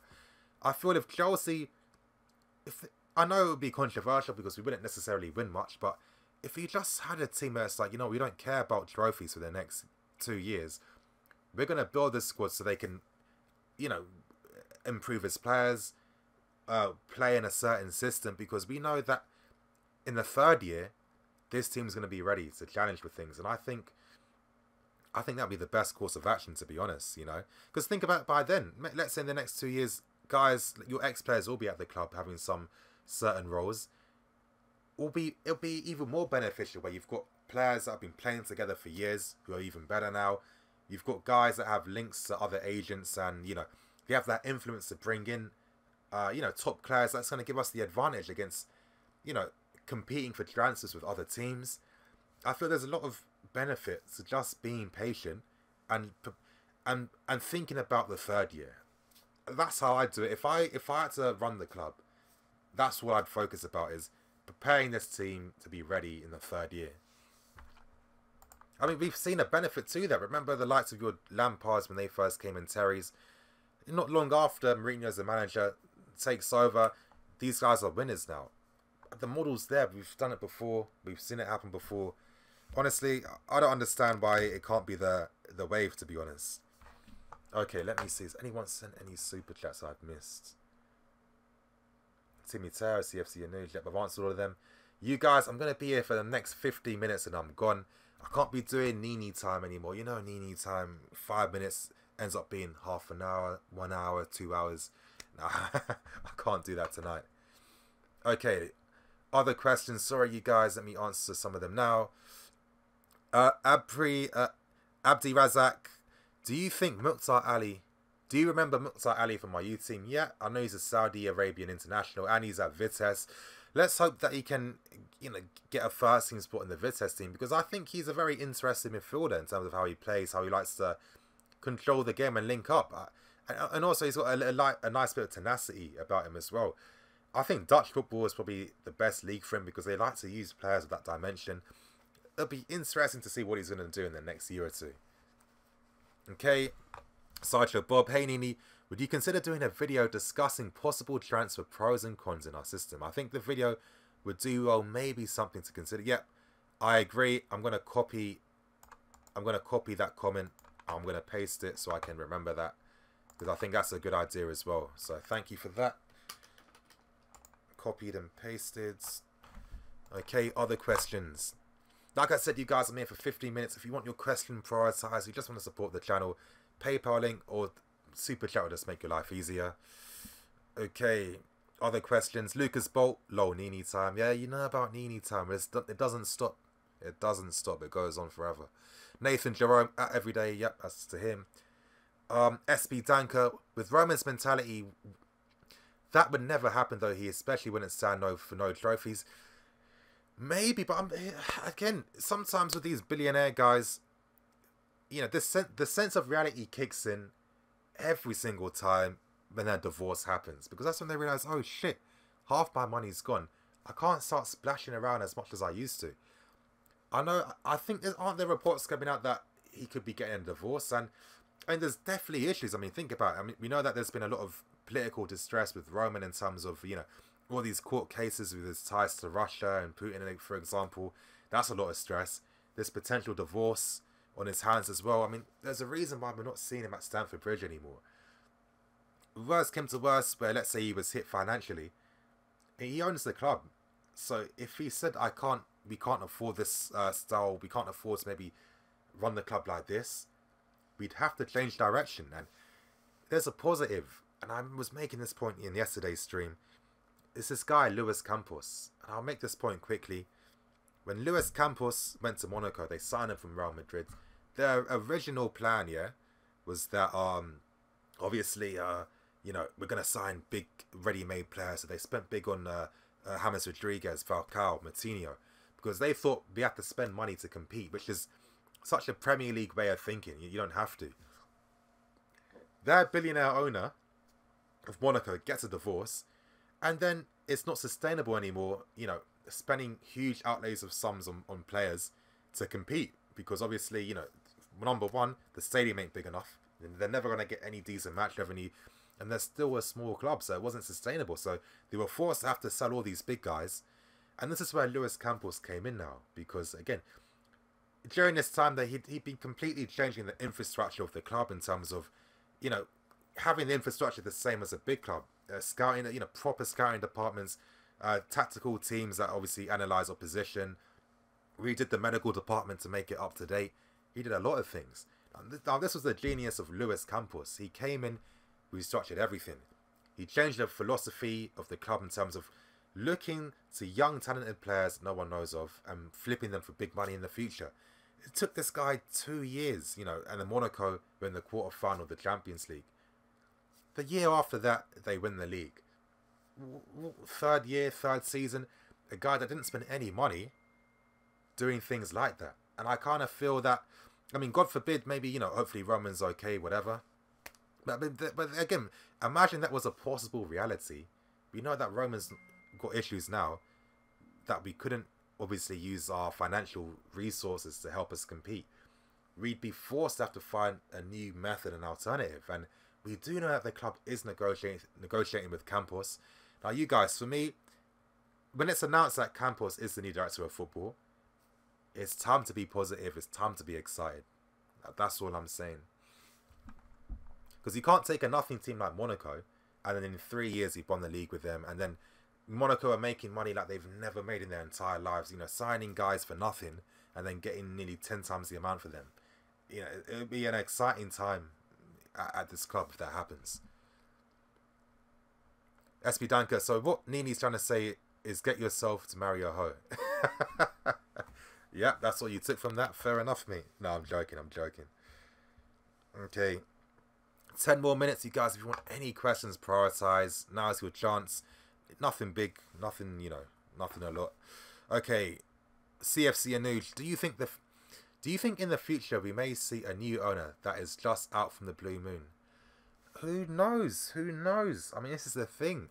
It literally just comes down to speculation. We don't know what's happening behind the scenes. I mean, no one will ever know. I mean, it's Roman. No one even knows how this guy sounds, you know? So, but I don't think maybe, you know, to hypothesize and theorize about how things could be based on maybe the snippets of information that we do know. I don't think there's anything wrong with doing something like that. But I mean, maybe, I don't know, could Roman decide to ever sell the club? I don't think he'd want to. I think something dire would have to happen for Roman to even consider selling Chelsea. I mean, if anything, he'd probably follow suit similar to the Arsenal board in terms of, you know, using the club to maybe try and regain some resources back. And if that was the case where he did unfortunately hit any like financial constraints, bringing a guy in like Campos that has obviously, I mean, you know, Campos is pretty similar to Emanalo, signing these young guys for nothing and flipping them for big money. Maybe that would be the model that we could follow at Chelsea. Again, if anything, our future would be good. It just depends on, you know, the structure behind how we, you know, get this club running. Okay. Ross Fisher, 2 words for Roman, pre-nut. Someone should have told him. Alex P. You know, I've actually seen Roman too. You know, when he goes to the matches, there's the Frankie and Benny's. A lot of times he's there with his guys. You know what I mean? It's so funny seeing that. Okay. Alex Peters, what do you think of this? Have a model where there is one youth player in each bit of the team, spine, for example, defender, mid, and CF. I mean, again, ideally, that could be interesting. But at the same time, you know, they still have to be good enough. You know what I mean? Because again, when it comes to the spine, is that really? I mean, I don't know. I don't know what spine. I know that's like the thing that people say a lot. Like, you know, the spine. You know, it's like your defender, your midfield, your striker. But I mean, I don't know. I'm not too sure, to be honest. I mean, we have to assess maybe areas that we need replacing, and then maybe look to see what we have within. You know, or maybe look at who the best players are and see if they have a role within their current squads. Okay, Abdul, Marina, the biggest problem in Chelsea. Oh, I'm not too sure. It's harsh for me to just blame her. Because beforehand, she'd done a lot in terms of a lot of these amazing financial deals with Nike, for example. And obviously negotiations to get maximum money. So we can't say she hasn't done anything good for us. That's too harsh. I definitely do think, though, and this links back to my Roman theory. You know, I do think maybe she's used this season as a power play to get more control out of the club, because we know that Roman hasn't been here much. Now, what if behind the scenes Roman's, you know, there's a reason why Roman's allowed Marina to obviously be his voice of reason and to have so much control out of the club. What if his plan is, you know what, I can't be as involved and invested with the club anymore because I've got other important shit in terms of all these court cases and you know, my divorce. I can't be dealing with this stuff anymore. I think Marina maybe thought this is my best time now to get full control, to obviously stake my claim. Now, here's the thing. Because it's her first time really doing this, I can't be too critical. I mean, the only thing I'll criticize is in terms of negotiations with certain players, it's just being too old school. But this is what I mean. We really got to see next season. That's all I can say. Next year is when we can really start to, let's say if we've got opinions on Marina, I think we can solidify those opinions next season. I think for now, I don't think it'd be fair to blame everything, because I think here's the thing, because there's a lot of power plays happening behind the scenes, it's like a spectrum of people's faults. You know, it's partly this person's fault, partly that person's fault, partly this person's fault. There isn't one person's fault for everything. So let's not, you know, let's not think that way. You know what I mean? Okay, AJP, Matt Lawyer said that if we do sack Conte, we only have to pay for his wages until he finds it. Exactly. Well, of course, that would happen. Bolu, what if Roman sells the club to a multi-million Chinese billionaire and they start throwing millions? But that's, again, would Roman want to? That's what I mean, because he doesn't have to sell. I don't think Roman would ever get to a point where he's broke. I think he'll get to a point where he can't invest as much time or money as he wants, but he will never be broke. I don't know if Roman would personally want to sell the club. I don't think that would ever happen, to be honest. I think if anything, he might just pass it down to one of his kids if that happens. But I don't know. I mean, I'm sure, I wouldn't be surprised if there have been, let's say, Chinese consortiums that have come and proposed offers, or maybe proposed deals where they want to control some of the club. You know, like look at Arsenal, for example. I hope we don't get down to how they're run. I mean, how many billionaire owners do they have on the board? Yet they don't invest any of their money in the club. I mean, of course they don't have to, but again, I hope it's not that type of situation. But I don't think money. You don't need to spend 300 million every year to be a good team. That's not the whole point of football. Football is not supposed to be about money. The Premier League has made it about that, because the Premier League is a league where there's not a lot of good planning behind the scenes at the board level. The Premier League's a league where they allow any type of foreign investor to come and take control, no matter if they have any footballing experience. I mean, how many times have we seen these American owners own franchises in America that know fuck all about football, coming and taking over a club and then just acting stupid? The Premier League isn't the role model in terms of, you know, how to become an elite club. This is why I look to Europe. I mean, look at Juventus. They reached a high level again, barely paying any money. I mean, of course, recently they bought, you know, Pjanic and Higuain, but before that, they reached being a top team in Europe again with very little money. You don't need to spend tons of money for good players. If you get them early, if you see what attributes you need, if you know what type of team you want to be, and you buy players that match that, you're good. So I'll never ever use money as a reason as to why we can't compete. That should never be the reason. You know, the Premier League is just fake when it comes to that. Okay, you guys, yep, what other questions? Has anyone sent anything, actually?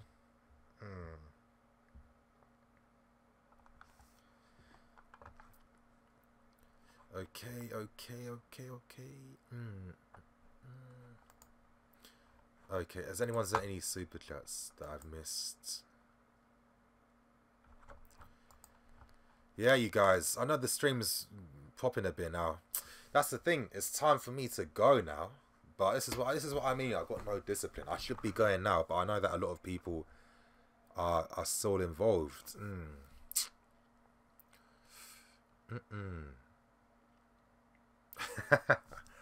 I'm contemplating. Should I just end this stream now, like I said I was gonna do, or should I continue on for a bit?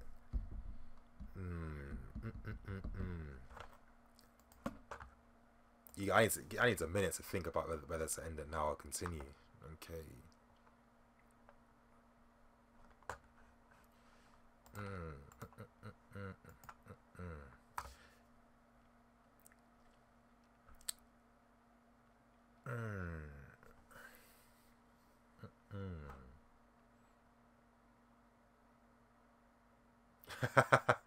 30 minutes more, 12 o'clock. Don't end it, stay, bro. Damn, you guys. Continue for a bit more, continue. Alright, okay, cool. I'll continue a bit more then. 12 a.m. There's the other thing, yeah. I haven't actually had dinner yet. That's the thing. I haven't eaten just yet. Preferably, I would like to eat something. But at the same time, I'm not a pussy, so I can. People are saying 12 o'clock, yeah? Okay, I'll stay longer. That's fine. I'll stay longer. That's fine. Pro Reviewer, thank you for that super chat, man. Appreciate that. And you... Okay, you have to remember to message me on Twitter like you said you were. The Pro Reviewer, how much players do we need to catch up to City? Oh, that is a good question. And that's... Okay. I can spend a few minutes on that question. Go eat. No, I'll probably just eat later. It's not a big deal. How much players do we need to catch up to City? That is a good point. Now, how am I going to start this question? I mean, if you look at the players we do have, I think we have a good foundation there. I think our defence is sorted, and I think normally to build top teams is good to start with your defence. Once you have your defence sorted, then you don't have to waste time then. For example, we've got Zuma who'll be coming back. We've got Christensen, Rudiger. I think Zappa, Moses are decent enough because I think no team needs to have 11 world-class players if you're playing in the right system.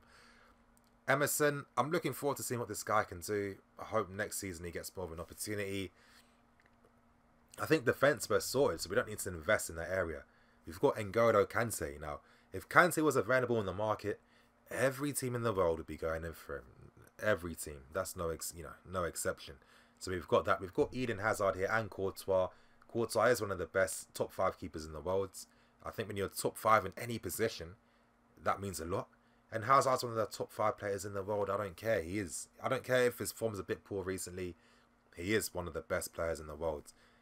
So again, that's all. You know, when you look at Kante, Courtois, Hazard alone, you could say that maybe those players are worth like 100 million, you know, on their own. So that just leaves, when you've got that defence sword, when you've got the keeper, you've got Kante and Hazard, that means we've got the striking position, maybe another midfield position, another attacking position. So striker, another attacker, maybe another midfield. So probably 4 players is what I'd say to reach that level. Now, I feel there's players we have in the loan army that if they are the squad options, they'll develop and can potentially reach first team status. But I think 4 players is what we need. Now, Williams' form is fantastic. I think we could even survive with him if we didn't. But preferably, I still want to see someone that can attack, that has a left foot. I'd like to see Mahrez come. Having a front 3, or having Mahrez, let's say Mahrez, Hudson-Odoi, Willian, and Hazard. You know, that top teams will have 4 top attacking players. He'd be one guy I'd have to improve the team. I look at midfield. I'd keep Cesc. He doesn't have to start every single game to be first team, but he's good enough for the squad, and he'll still be getting at least 40 games in the season. Ruben, for me, is a guy that can contribute, but I feel that we do need a top midfield player. And this is why I'm praying that we do have a manager that's going to get us playing attacking possession football. Because then that opens up the possibilities and the type of players he can bring to the club. Now, again, I'm going to be hypothetical. If I had my way, if I find out Thiago is going to be available in the summer, I'd sign Thiago. So that's, for me, Mahrez, Thiago. And then I look at the striking position. Now, with Morata, I think in a much more complementary system, he can do better. I think Mitchell as well would. It's annoying because we had Costa before, who's one of the best in the world. But then you have to look at the market, and there really isn't any top strikers available. Sometimes you are only a slave to who's available in the market. But there's one player who I'd love to see is Lautaro Martinez. He's a guy that will be one of the next big strikers in the world in the next few years. I don't know, but if him going to Inter's the best move, though. I know that they have, again, we've got Zanetti there. I mean, they've constantly had a strong influence of having, you know, Argentinian players playing there. So I can understand why he'd make the move. But he's the type of guy that, you know, he can start from the bench, but he can also compete for the first team spot as well. And maybe a 4th one would be another midfield player. Like I said, Ruben actually, I don't know, I think Ruben could, to be honest. He's a ball player. Maybe left wing back. But again, Emerson. I think Emerson's attributes are good and he can contribute something. That is hard. But I think so far for me, I think maybe 4 players to catch up to them. I think that's what we need. I mean, I think the Barca game last night kind of summed up how close we are yet how far we are at the same time. Of course, the amount of times, we did take the game to Barca in the second leg, but it came down to stuff like, number one, we never work on any attacking plays. We don't work on how to attack and break teams down in training. Having a manager that focuses on that would have made a big difference in terms of how fluid we are in the final third. Of course, when you look at some of the players that struggled who could be replaced with better options, I mean, like Giroud, for example, yeah. But again, when it comes to strikers, I mean, Lukaku would have been that guy, but we didn't want to pay the extra money. But I think 4, but not only just for the first team, but also to improve the quality of the squad. For me, the 2 ones I'd like to see are Thiago, Mahrez, maybe another midfield player. Bakayoko for me is going to be interesting. I don't know how well he's going to do. Leon Bailey, but again, if you've got Mahrez, Bailey, that makes no difference really. Up front, Mitchell, Morata. Honestly, I wouldn't sign a striker. I'd give Mitchell and Morata another season because, like I'm saying, if there's a complementary system that they're playing in, we could be seeing the real Morata and the real Mitchell. So I give those guys another season because that's like 100 million that we spent on those 2. And in defence, I'd reintroduce Zuma because I think we need someone that's aerially dominant. Zuma for me is underrated. This is what I don't get with the fan base sometimes. I don't get how some of these conclusions are made. When did Zuma become a bad player? It seems to just come out of the blue, out of nowhere, because no one was mentioning him at all. And then all of a sudden, Zuba's not good enough, he can't pass. I'll never understand that, but we need a guy of his caliber at the back. I mean, Conte made that point about, Chiellini being that defensive beast at the back. But there was a reason why he looks so good against Spurs is because aerially he's a beast. You know what I mean? And our defence, especially with how shit we are from defending set pieces and defending any crosses in the box, we're missing that guy that's just a master in the air. And Zuma is that guy. And you know what I'm all about? Teams complementing each other and having 11 players that complement each other's strengths and weaknesses. I think Zuma would complement a back 3 or a back 2. I really do. He needs to be the future.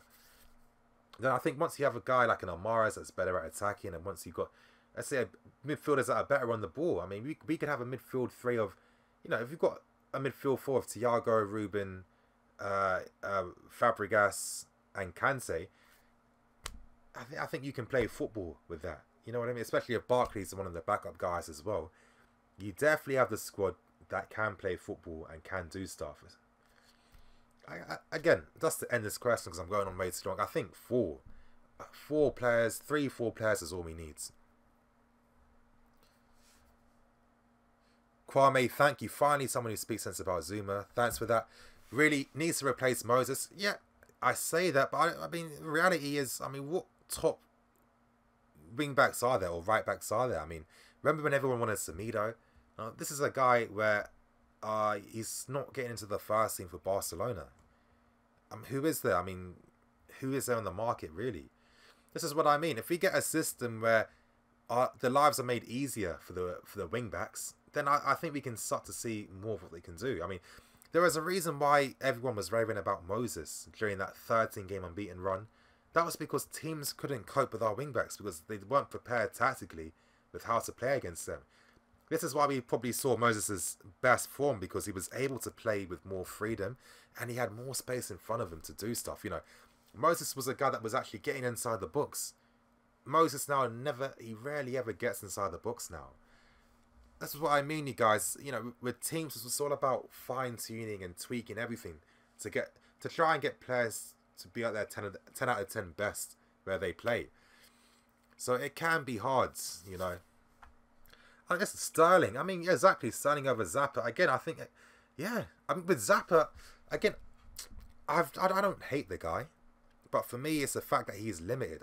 I like him because I've always felt when you have 2 players in one position, it's nice when they're both contrasting. You know what I mean? Because let's say there's been certain games where Zappa Costa's, one-mindedness has helped, because I'm just going to get forward. I'm not going to think about what I'm going to do. That's helped at times, and again, for a team, a 25-man team, it's good to have that type of player. But But I mean, as an overall player, I think in terms of keeping the ball in the final third, as in terms of like link up, in terms of passing it, in terms of you can pass the ball to him under pressure, he's going to keep it and keep possession. He's not great at doing that defensively in terms of his discipline. He's not good at that as well. And even crossing, I mean, I was actually looking at this a lot. I mean, the Barca game really made me take notice because when Zappa came on, we weren't seeing the quality of crosses improving.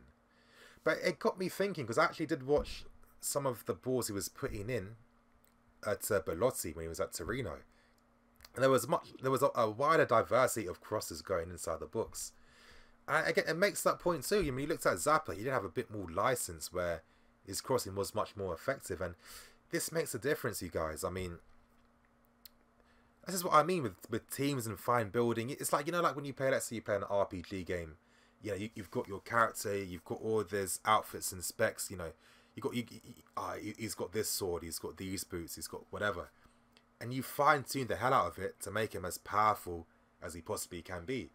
That's basically what teams are like, you know. When you guys are on Ultimate Team playing, you know, the reason why you're selling players, moving them on, you're micromanaging like hell because you want to get the best possible team you can. That's what football's like. And I just think that the main important thing really is who the hell this new manager is going to be, and if we're going to play football the right way. Because if we do, then we can see some rejuvenation with certain players. We can see players doing a bit better as well. Brown Kiddo, what a name. Which player from Napoli would I want from Napoli? I've always liked Insigne, but on the left, no way. We got Hazard there. There's a guy, Diarra. Or it wasn't Jara. That's how you say it, alright? Yeah, he looks interesting. He's someone I can see in a midfield three as well. Imagine if we can't spend big bucks on a... You know, actually, there was one player I always wanted to sign, and I'm pissed off. That was Naby Keita. For me, I don't get why a club like us didn't even look. I mean, this is actually credit to Liverpool, because they were sick. I think what helped Liverpool was the fact that they knew Coutinho was going to leave in January. So that was why they were more than willing to pay for Keita a season before. Honestly, imagine you had a midfield of Keita, Ruben and Kante. I mean, that's black excellence right there. You know what I mean? So, but yeah, Diarra, I think he looks decent. I think with Koulibaly, he's a nice player, but I think that he's not going to improve the team. It's like if we signed Van Dijk. It's nice to have, but it's not improving the team, you know. Hamsik, I think Hamsik's just Mr. Napoli right now. You know, I don't think he's allowed. I don't think the people of Naples would allow him to leave, not with his life intact. You know what I mean? So, I think we need to forget about him. But I mean, yeah, Gulam, he was actually another guy I would have liked. Now, in terms of, again, I think this guy's he would have been a nice guy. And you guys saw my video I released earlier. We actually had an agreement in place for Gulam, but then of course the guy broke down with his ACL and the move was scrapped and we went on for other targets. It could have been different knowing that Gulam was going to come next year. I don't know. Ahmed, Nini, do you believe Chelsea will finish in the top 4, as it's very unlikely we gain maximum points considering we have Spurs and Liverpool? Well, this is why I'm getting nervous now, because I don't think that's... I'm not too sure, bro, to be honest. But at the same time, I don't know. Again, there's so many hypotheticals. You know what I mean? There's so many. Because if we don't get into Europe, but then we sign Luis Campos, then I know our future is going to be amazing then. Okay. Abdi, hey, did you watch Eunice's video? I've sent you the link on Twitter. He went, yeah, I saw his video. like I was making this point earlier because people brought up the fact that, obviously, you know, Lewis's run on 100% Chelsea. Again, I think in the moment, you know, a lot of times that's the reality.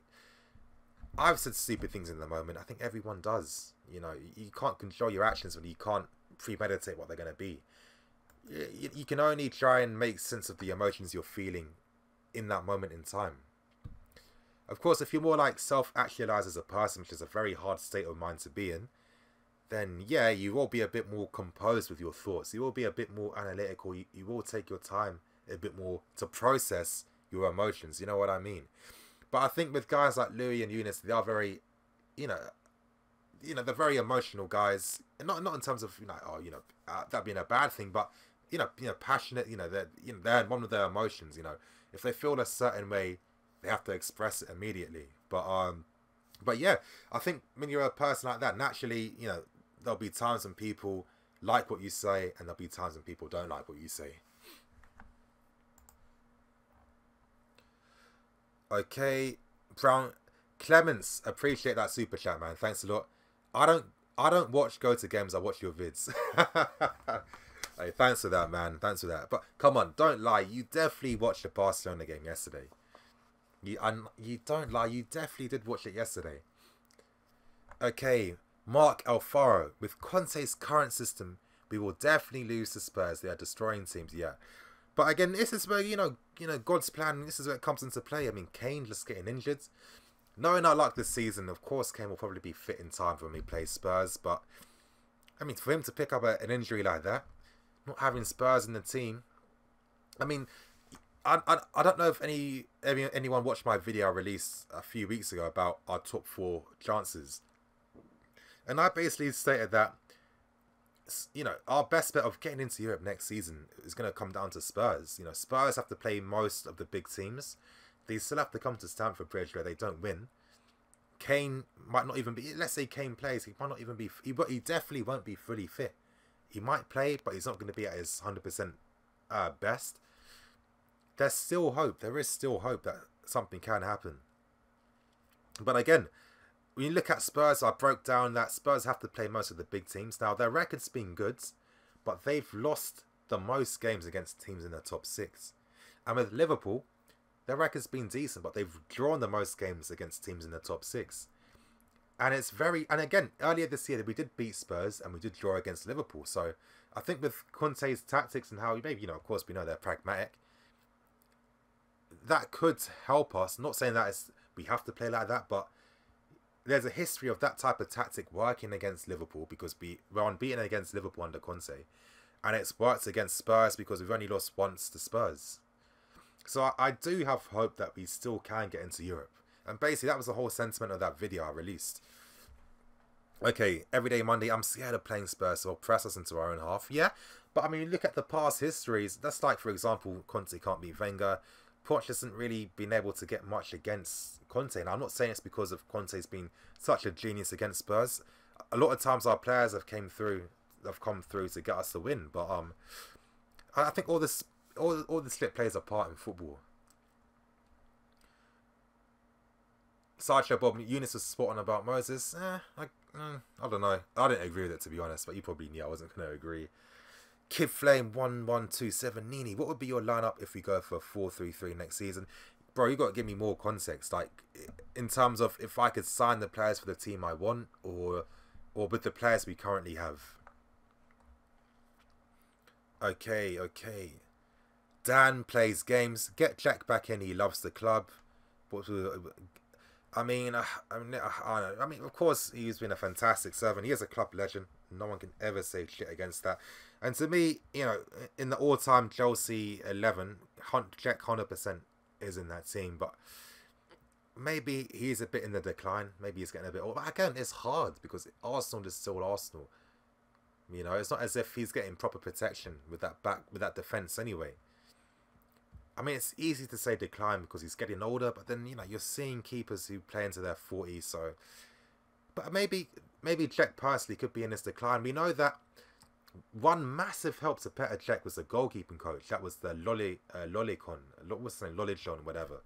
He was his goalkeeping coach. It was reported that he has these unconventional methods in terms of being the coach, in terms of coaching Petr Cech.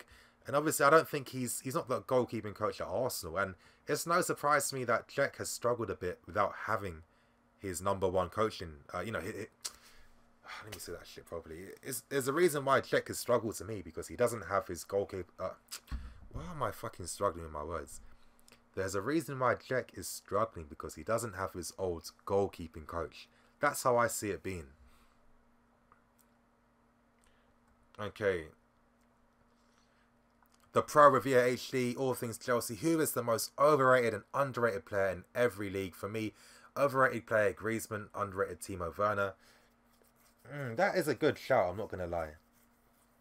But this is the mad thing about football. I mean, you know, I was making that point about, you know, like you got your ultimate team, you got your RPG games where you micromanage the hell out of it to tweak to try and get the, you know, make your character or your team the best it can possibly be.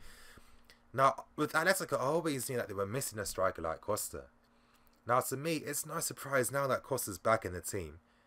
Griezmann is scoring more and he's looking better. And this is the crazy thing. It's all about how you use these guys. You know, if you use them in a capacity where they can play to their maximum best with the right support around them, you can start to see these players in a different light. I mean, Griezmann's goal today against Lokomotiv Moscow, world-class goal. Frank Lampard would have been proud of that goal today, I'm telling you. But again, with Griezmann, maybe I will say, based on previous histories, I've always felt that he's not as decisive in terms of like the big games, big moments, you know. But it is hard to say I'd say overrated in terms of not that he's not good enough, but overrated in the sense that people think Griezmann is like some 11 out of 10 player. You know what I mean? But who knows? I mean, there's reports he'll be going to Barca next year, maybe possibly to replace Suarez, or to, you know, obviously Suarez might be back up to Griezmann. I could see Griezmann working in the Barcelona system too. To think.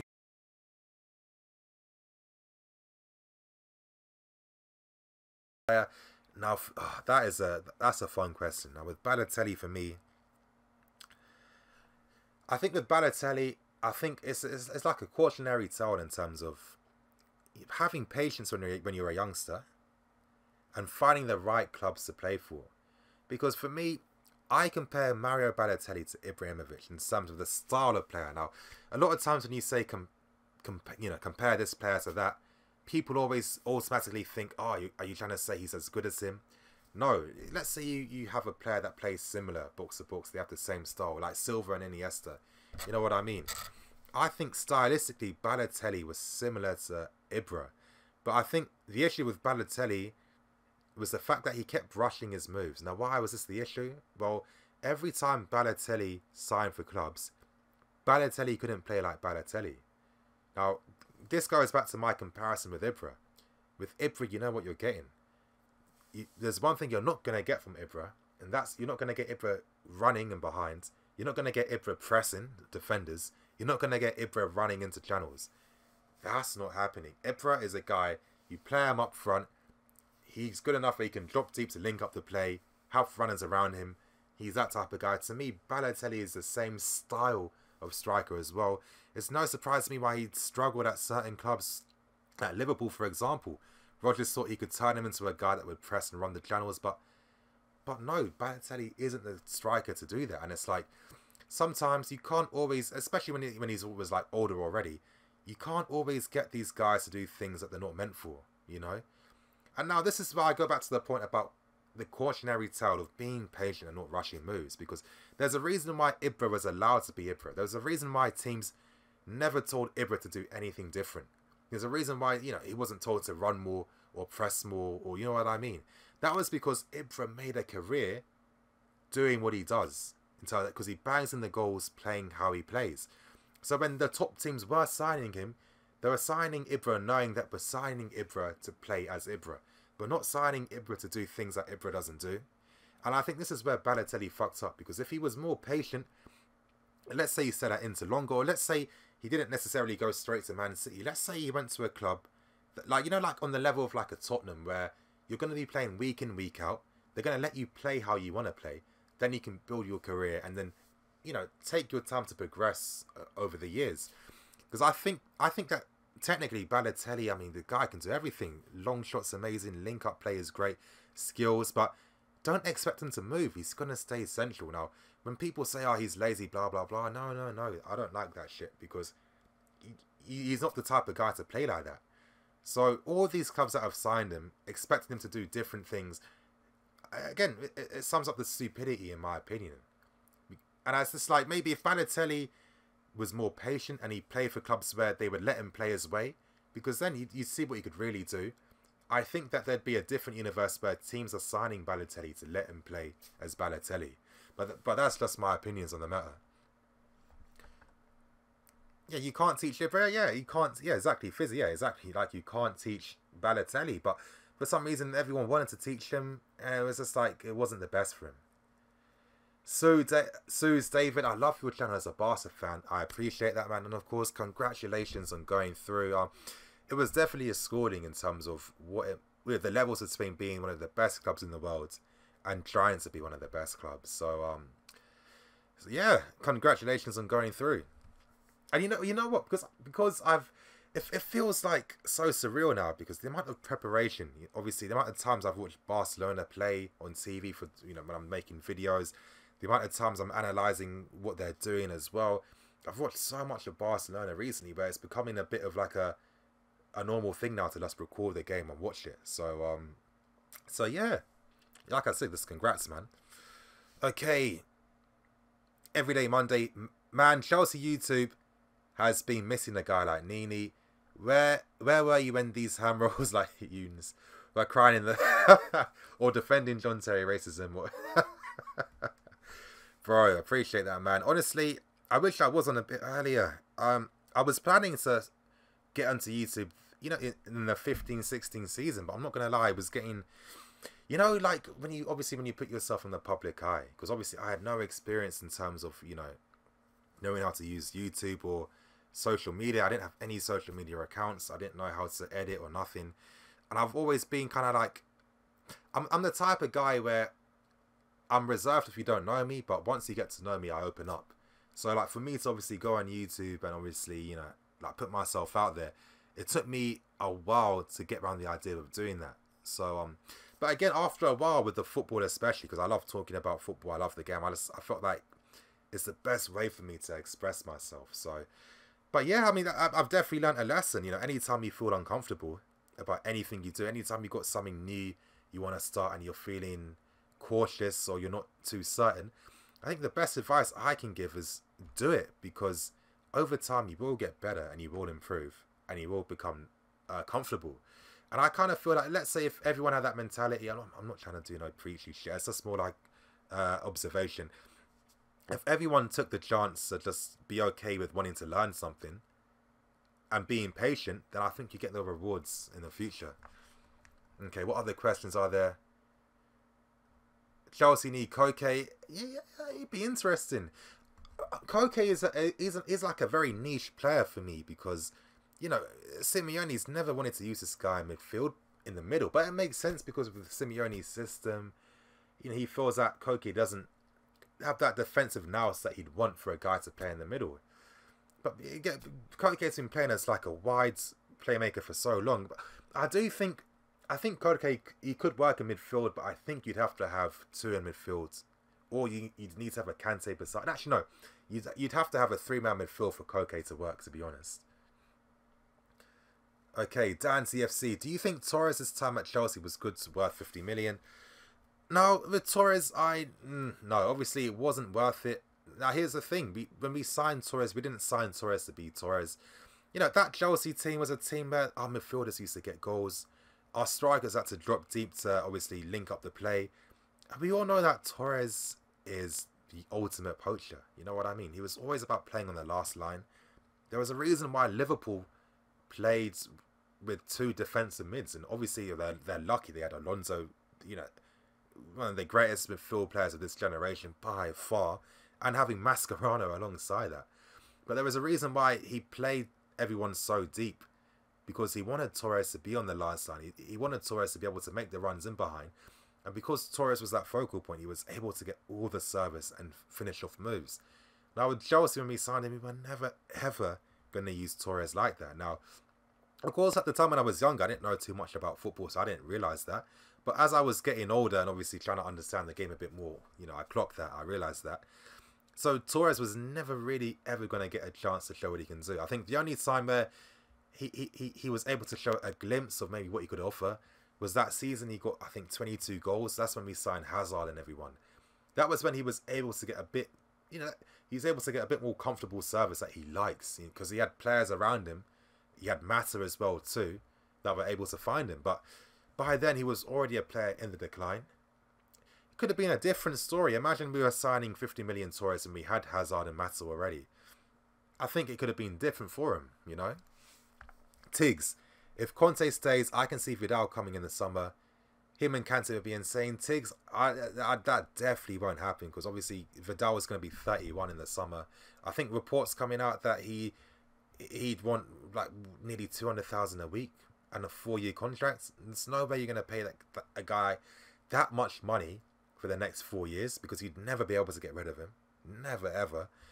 On top of that, if Bayern Munich are selling him or if they're considering selling him, I think that says it all. At the same time, I mean, there's reports that he's an alcoholic, and he's always been a difficult. I don't know. Actually, I can't say. But actually, that's not fair for me to say. I shouldn't have said that, to be honest. But you know, Vidal is the complete opposite of what we need, to be honest. Yeah, exactly. You guys subscribe to Tiggs. His compilations are good. So there's a lot of Chelsea compilations, high quality, great editing. He's definitely someone to subscribe to on YouTube. CFC Anuj, Matt Law, Giuliano Belletti for Director of Football. Honestly, I'm not too sure about that. I'm really not too sure. I can't say anything. But with Belletti, he was a great player, actually. That was the sick thing about us. We used to have our squad players who used to be of an amazing level too, you know. That Belletti, you know, he was an underrated guy in terms of whenever he played, you could rely upon him. And he always did a job. Dan plays games. What about Sosa? Sosa who? I can't think, bro. Ross Fisher. Torres did some good things. He did some good things, but he did more bad things than good things, in my opinion. I'll never forget that miss against Corinthians in the Club World Cup. That trophy we should have won. You know, missing those key opportunities like that. Nah. That was when I was done then. Okay, you guys, like I'm saying, if you want your questions prioritized, or you want me to spend more time on your question, send in a super chat, or if you can't send super chats, there's a PayPal link in the description below. I suggest you send that because then I can spend more time and obviously, you know, I can answer your question. Okay, I've answered everyone so far. Okay, like I'm saying, you guys, you want your question prioritized, you know what to do. I know Hazard will play his old team Chelsea. Hazard will play his old team Chelsea teammates during the World Cup. Yep. Is that going to be a test of his real qualities if we sell him? Should we sell him before? Okay, to answer the second part, if we sold Hazard, it would have to be after the World Cup because that just adds how much money on top. So that would be the... If he was leaving, it makes sense to sell him afterwards because you get the maximum money. And in terms of... I know that Hazard's been looking good for Belgium. I mean, he's been getting a lot of praise. He's been their key players. I think Martinez has definitely found a better way of using Hazard. Belgium are going to be another interesting team alongside Argentina, in my opinion, that a lot of people are going to be happy to see. So, yeah, I think obviously against his Chelsea teammates, yeah, I think Hazard's going to have a standout year, to be honest. I mean, in a way, Hazard's always been a standout player in terms of he's done a lot of decisive things for Belgium in international tournaments. Of course, we don't see it as much because they play a very negative way under... What was that guy's name who was at Ivory Coast? I forgot what that I forgot the ex-Belgian manager's name. But I think with how Martinez is using Hazard, I mean, this guy's been amazing for them during their qualification periods. So he's definitely one to watch out for. What else? What other questions?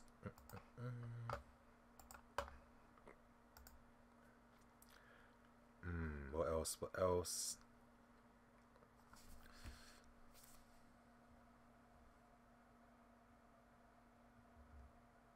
Oh, nice. Okay. Has anyone sent any supers I need to be wary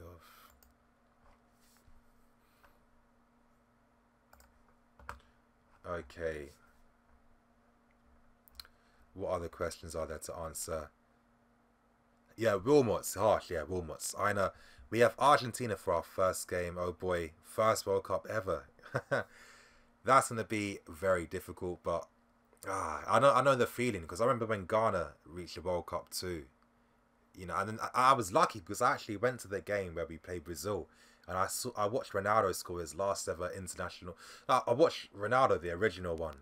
I mean, I hate saying the original Ronaldo. Anytime I say Ronaldo, I'm thinking of the Brazilian one in my head. But I watched him score his final goal for Brazil. Yeah, I mean, you'll definitely get memories. Is what I can say. Okay. What other questions? Sanchez is a poor man's Hazard. Of course, you're gonna ask me Hazard or Sanchez. Obviously Hazard, and here's the reason why I'll say Hazard. And I think this is an underrated thing that no one really thinks too much about. Not as if I'm some genius or whatever, but we've seen that Hazard has played under managers that don't necessarily. Let's call it how it is. They're very pragmatic managers. We're seeing that Sanchez is now under Mourinho at United, and he's definitely struggling. There's been a lot of players who are doing amazing in the league this year, Salah and De Bruyne. They were a bit younger, but they weren't as if they were like half the player that they are now. They were players that were struggling as well under Mourinho and in a more pragmatic system. Now, there's been one guy that somehow managed to shine, no matter how much shackles have been put on him in terms of the system, the tactics, and that's Eden Hazard. Yeah, he's been able to play just some pure quality, pure individual talent for how many years now, and he's shown that he's the best player. And for example, look at your guys like your Salahs, De Bruyne's, Sanchez. These guys all started to get names and get big when they were finally using that right correct system, finally using that right correct way. I mean, Sanchez, when he moved to a striker, that's when he started being an even better player. Salah, now that Klopp's playing him closest to goal, he's become a goal scorer. De Bruyne, now he's playing in a City system under Pep. Past 2 years, he's been one of the best players in the world. When they were playing under managers where it's more pragmatic, they've definitely struggled. But Eden Hazard, he bypassed. He's so good. Even if he's playing in a shit team, he's going to be the best player on the pitch. And for me, that's the reason why I think Hazard is a complete genius and why he is the best player in the league. There's very few players in the world where you can throw them into any teams. Imagine if Hazard was at West Brom, for example. Imagine if Hazard was at Burnley. He is going to be the best player in that team, and he's going to defy the system, and he's still going to be important for the team. Now, I know obviously that's not detracting from your Sanchez's, your De Bruyne's, your Salah's, but they definitely need a system to help them reach another level. Before that, they were not as effective or efficient. But Hazard has consistently been able to be better than the system he's playing in. And I think, again, there's just few players in the world. I think Messi's another guy, of course.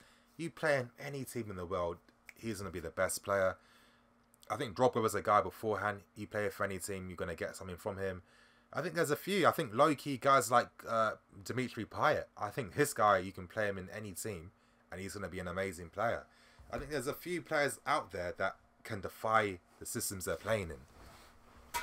But that's my reason for the argument in terms of who's the best player in the league, who's better, Sanchez, Hazard, etc., etc. Okay. What other questions? You guys are literally, I'm going to be for 20 more minutes and I need to eat afterwards. I'm going to be gone. Okay. Everyday Monday, Hazard over Sanchez all day. Exactly. Ross Fisher, Nini, how big a blunder was it to sell Salah and De Bruyne? Imagine if they're still at Chelsea. Well, the big blunder was the fact that the club thought that Mourinho was going to be there for the next 10 years.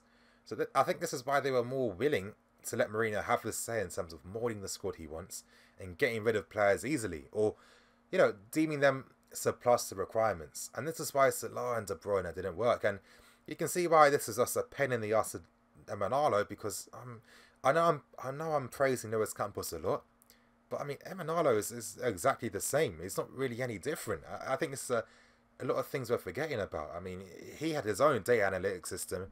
He's the reason why De Bruyne is, a guy from Ghent that no one really knew about. Courtois, I remember the day we signed him, I didn't know fuck all about him. I think we all thought he was going to be a lone army fodder. Signing Lukaku over everyone else, I mean, this guy, he built a team that should be at the level of what Man City are now. He did that in advance, but then the club, for some reason, I don't know, they just didn't trust his vision. They didn't get a manager to take that team to another level. And I think he needs to get credit, because it's no surprise all these guys we had are world-class players doing bits now. If the club were patient, that's another 2 years. I mean, is 2 years even that much? 2 years really isn't that much. In 2 years, we could be having Lukaku up front. We could be having, you know, De Bruyne, Hazard on the left and Salah on the right. That's one of the best in the world, you know. I don't know. Imagine then you've got Kante in midfield, and I mean, come on. I mean, imagine you've got Kante in midfield and Cesc there, and then we're playing a bit similar to, you know, to Man City. You know, Cesc can push up with De Bruyne. Then you've got Kante being like, honestly, it hurts thinking about what we could have been, to be honest.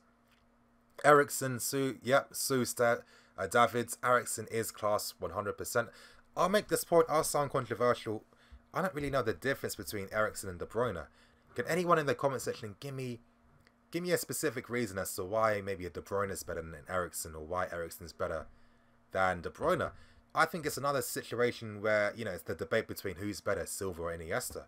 In my opinion, I think they're both as good as each other. I don't think one's better than the other. I just think that you can't really, you know, there's nothing you can say that determines why this player is better than the other one. Okay, what other questions?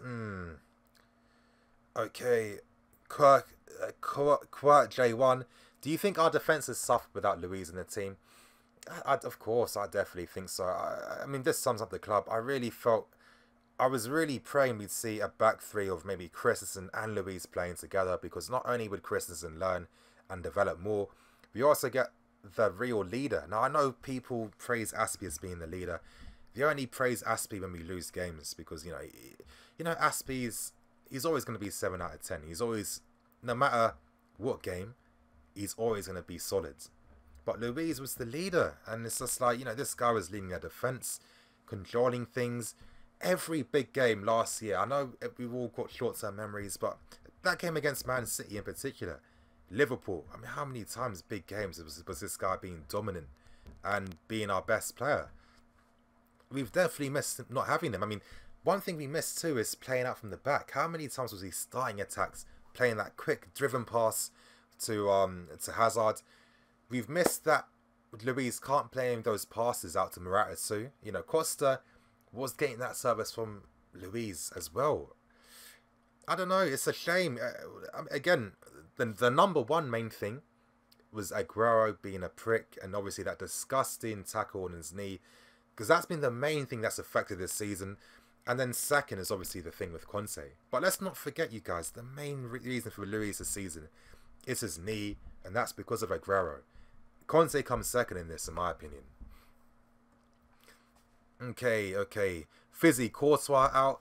Fizzy, I released a video today, 5 talking points on the Barca game. I suggest you watch it after this stream. You guys, let me know too, like, do people ever get notifications to video releases? Because I'm starting to think that I don't think enough people get the notifications. It's becoming a bit depressing, not going to lie. Everyday Monday. Eriksen runs a lot of miles every game, like De Bruyne. Why? Yeah, okay, someone must have said something. De Bruyne over Eriksen. Dele Alli has showed that. Eriksen plays for a small tin pot club, which is Spurs.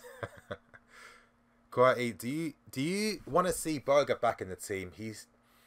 Honestly, I do. This is why I'm praying that we have a new system and new ideals. You know, a lot of you guys have heard me make this point about how football's evolved now these days. How the number 10 in football has evolved. They're different. You know, they're much more effective at playing in the half spaces, and because there's a lot more focus and there's a lot of players now today that are able to operate in that space, it's making playing a purely defensive style of football impossible now, because you just get overloaded way too often for it to be an effective way at getting a victory. Now, Jeremy Berger, the guy's always been a number 10. Now, I think what fucks him up, especially with all these shit clubs that he goes on loan to, is that he's such a fantastic dribbler of the ball that these basic shit teams think we have to use this guy out wide. But the annoying thing is, you got to see Berger as like like, let's say a David Silva in a way. You know what I mean? Operating in those spaces, close control, he can run at people. That's the bonus. But this guy can play a pass. He's a playmaker. He's not just a guy that dribbles. This is what I mean, though. You know, going to the wrong clubs, wrong teams. Do you think Birmingham are going to play in such a sophisticated way? Granada, one of the worst teams I've ever seen in my life, it didn't do anything beneficial. And it's just like, I can always see the intelligence of Boga. I can see the 1-2s he plays to try to create space. I can see the runs he makes to create space with the team. This is what I hate about the loan army. If in an ideal world where every player gets the perfect club to go on loan to, people be talking about, oh shit, could Chelsea actually have 11 players from their loan team, from their youth team? I think they'd be saying that. I think Boga, if we can have a manager that's going to have that type of football, let's say hypothetically Poch was a manager, I think he'd be looking at guys like Boga, because he'd be thinking, this guy can play the role that I'd like the team to have. Dan plays games. I haven't been getting notifications. Exactly, that's the thing. YouTube just does this thing every time. I don't know why, but it just seems like when people are notified or see them, it's gone. It looks like I've got to start pushing the bell notification more. But Dan, if I was you, press the bell notification button, because then yeah, I mean that's the most effective way you know, staying in tune and everything. Okay. Pro review, Welbeck to Chelsea. I'm all about black excellence, bro. I don't think Welbeck's deserved that just yet. Tokes Ade, Nini doing it big, making that YouTube money. Nah, I'm not gonna lie, you guys. I wouldn't say I'm making that YouTube money. I'm hoping. Here's the thing. I'll tell you guys this. I'm speaking to people to get a website built. That's something I want to get. I'm gonna have that podcast coming out later this month. I'm hoping I can get to a point next year where I'm making enough that I could consider doing it more full time. At that moment in time, nah, far from it. You know what I mean? So in a way, I don't blame why maybe other channels might decide to might decide to do more rants and do more clickbaity stuff, because, you know, even though people complain about, you know, clickbait, I hate it, they still click on it and they still watch it. So I can understand why those channels do that, because that's how you make your money. But no, I'm definitely not at that point yet, bro. Okay, so forward thinking, he caught Xhaka slipping about 10 times the other week. Damn. Sideshow Bob, just press the bell. Yeah, exactly. Press the bell notification button. We need a Bundesliga feeding club. Yes. I'm thinking there could be one player making a loan move to the Bundesliga. I'm not going to be surprised to see Trevor Chalobah move to the Bundesliga. I think there's one thing we're forgetting. This guy only signed a 3.5-year contracts. I expect him to. I wouldn't be surprised to see Trevor Chalobah at Borussia Mönchengladbach for next year. I'm thinking that's going to happen. Leo Nini, what is your preferred 11 for next season with new signings and new formation? Bro, that is a really long one. I'm only going to be on for 11 more minutes. I'll be quick. Again, I'd have Mahrez. I'd have a 4-3-3. I'd have probably Emerson, Christensen, Zuma, Moses on the right, Courtois in goal, Kante, Ruben and Thiago, and up front I'd have Mahrez, Hazard and Morata. Robbie is a billion. Now Arsenal fans even make money. Now I'll tell you guys this. I've got this thing on my YouTube channel called why are they sending me to promote this? I'm not trying to promote. I've got this thing on my YouTube channel called VidLQ and TubeBuddy. So what VidLQ and TubeBuddy do is they give you the stats of competing channels. So for example, you can see what type of tags they use, and you can see how much they earn as well. And I'm not gonna lie, it might not be 100% accurate, but it's definitely at least 90% accurate. And you can see the type of money that Arsenal Fan TV are making per month. And I'm not going to give you the exact figure because I don't think it's right to be disclosing YouTube channels and how much they're making. But all I can say is you've got to see Arsenal Fan TV as a small company now. See them as like a small business. See them as a small company. It's bigger than a YouTube channel. That's all I'll say.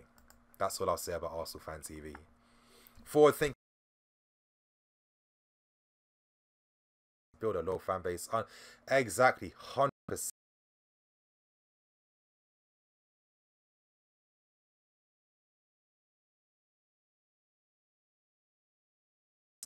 a way for me to really see if I can make this a full-time thing. I'd like to. Honestly, I would. I don't know. In terms of my channel, I don't think I'd ever be a channel that would be getting, 100,000 views consistently. I don't know. Maybe in the long run, who knows? I don't think so. I don't do any viral related stuff. I still need to experiment to really find maybe more videos that maybe get the average viewer to come. I think that's what's needed. But again, I'm hoping that, you know how to make money online. I listened to this guy called Roberto Blake. He's been the main reason why I've been able to grow this channel so quickly. It's all about treating it like a business. It's about if I can make some income from YouTube, make some income from, let's say, Patreon and donations, make some income from the website, from the podcast, from merchandise too in the future. With all these 5 different sources of income, hopefully combined, that could be a way to make a full-time living. That's what I'm hoping for, to be honest. So this is why whenever I get any super chats or donations, it does help, because ideally there's one investment I want to make for next season. And obviously, I do a lot of live streams, but what I'd like to buy is a cam recorder and the Elgato cam link. So that means that when I do live stream, I can use an actual camera for when I'm recording. So it just looks professional and it looks better. And by the 3rd season too, I'm hoping to have mastered how to use OBS, because then I can make the live streams much more professional and like legit. You know what I mean? Dan plays games. Nina, you honestly have the best videos out there on all the fan channels. I appreciate it a lot. Again, I just like to take my time. Thanks for that, man. I appreciate that. Josh Mueller, please go advise 100% Chelsea to stop being glory hunters after the stream. Forward thinking, he starts reading my question, my stream freezes. Oh shit, damn, man. CFC, if you could do fan cams, would you? Nah, I wouldn't, to be honest. I wouldn't. I think with fan cams, you're kind of doing it in a way to hope you get. I don't know. I don't know about fan cams, to be honest. I don't think I ever would. Ahmed Nini, do you think Chelsea playing in a temporary home could be the opportunity to integrate youth into the youth team? Like you were saying earlier in the stream, ready for a Hollywood return to the bridge. I think ideally, in terms of the, in terms of the story, yeah, that would be nice. I don't know if a stadium change would mean that would be a good opportunity for youth, in my opinion. I don't think that would make a difference. I don't think. I think things that would affect whether we'll focus on youth more is the fact that, let's say, Roman can't invest as much time in the club, or we lose a lot of big players and we just can't bring in great replacements. I think that's the only time and we don't get the Champions League. That's the only time I can see us maybe focusing on youth more. Okay, Diego Costa. Yeah, I saw your Instagram post yesterday, bro. Do you think we could return back to winning ways with Conte as long as we make some better signings in the summer? I'm honestly, it's getting to the point now that with how we play as a system, because here's the thing, Man City are the team to beat now. I don't think, even if Conte had Sandro and Sanchez, I don't think it would have been enough to beat Man City, in my opinion. In terms of playing football, Every game is an away game until we make it home. Yep. Okay. Leo, Nini, which forgotten loan players do you think will come back? I think maybe Zuma, realistically, and Ruben. Again, they're not forgotten, though. I'm not too sure. I mean, guys I'd like to see Jadon Silva come. I'd like to see Boga too. But I don't see the club, doing that. Bernardo Barreto, Eunice and 100% Chelsea chat so much. Yep, internally it makes me bleed. Abdul Kuba, I wonder if Chelsea FC Club watches your vids. They could learn a thing or two. Probably not. I don't think they probably ever will. I have been told that, I think Joe Tweedy especially, obviously he knows a lot of people, that have roles within the club in terms of either social media or coaching roles or scouting roles, etc., etc. He was saying that a lot of, Chelsea ideally would like to collaborate with more, with more Chelsea related videos, but the reason why they can't is because we're not, we're not PR friendly. Think about it like that. If we're doing videos criticizing, let's say, players' performances or managers, or you know what I mean, there's no way in hell that Chelsea will collaborate with channels like that. This is why, for example, there was this FIFA guy that did something with Chelsea. This is why they're looking at guys like that. It's a shame because obviously if it's a fan channel, you think they'd find a role somehow, but they don't want to do that because we're not PR friendly enough. So It won't ever happen. I know Pedro for Kennedy for Pedro, 100%. Yes, of course, 100%. Nini, who's on your ultimate team? I haven't had time to play FIFA for months, honestly. I can't remember. It's annoying because, yeah, FIFA's too much of like a job now. You got to spend too much time. I just don't. It's hard finding the time. Gotti Reyes, appreciate that, man. Most Chelsea fan channels provided minimal info and 3-4 minutes max. You're by far the best. Thank you, man. And again, constant support from you. I'm starting to feel a bit guilty now, man. I'm not gonna lie. And that reminds me, I haven't had time to email you, but I'm gonna definitely do it after the stream because there's actually something I wanted to propose to you. I wanted to propose this to a few of you. I'm starting to think there's a lot of people that continuously support the channel with super chats and PayPal donations. It means a lot. I appreciate that. But now I'm thinking that, especially for next month, I do want to change that. Ideally, what I'm hoping to do for future sub-calling shows and for future live streams is a Patreon service. Now, the reason why I'm planning on doing this for next month is the fact that I want to release the podcast and some other things first before I relaunch the Patreon.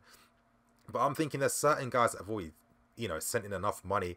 I kind of think it'll be a better investment for yourself to just send, let's say, a $10 a month Patreon donation instead of, always supporting in every stream. Because I think you'd save more money and it still has the same effects. And that way, I'd hope to do it in a way where, let's say, there'll be tiers. Let's say you're a $5 Patreon donator. You get to enter into a free live subscriber calling, and you get your questions prioritized too in the Q&A live streams because in a way you're paying for it then. And it's like, if you're paying $5 for that and I'm doing 4 of them a month, it works out being better that way. So I'm thinking I will be pushing Patreon for these things in the future, so people can just save their money. And obviously, I think it'd be fairer that way. Pro review, exactly. And this is why I've mentioned a few times that I do want to email a few people, because I do just want to propose that, because I think it's best for you guys that you don't have to spend as much, but you're still getting the same service and you're still getting what you're paying for. I think it'll be better that way. Because with the Patreon, I'm hoping to do a few things. I'll probably just keep it 3 tiers, but I am going to be making bespoke tactical vids for Patreon. So that's literally just going to be exclusive videos for Patreon subscribers. So that's the reason why I'm waiting until next month, because once I relaunch the Patreon, I think, again, when you look at a lot of channels' Patreon accounts and stuff, they don't offer anything. But I think there's benefits. Number one, me doing a tactical video, I can use as much footage as I want. I don't have to use filters. I don't have to worry about the FA content IDing my videos and just wasting my time. You get the best quality video, the best editing, and I think you get more bang for your buck, basically.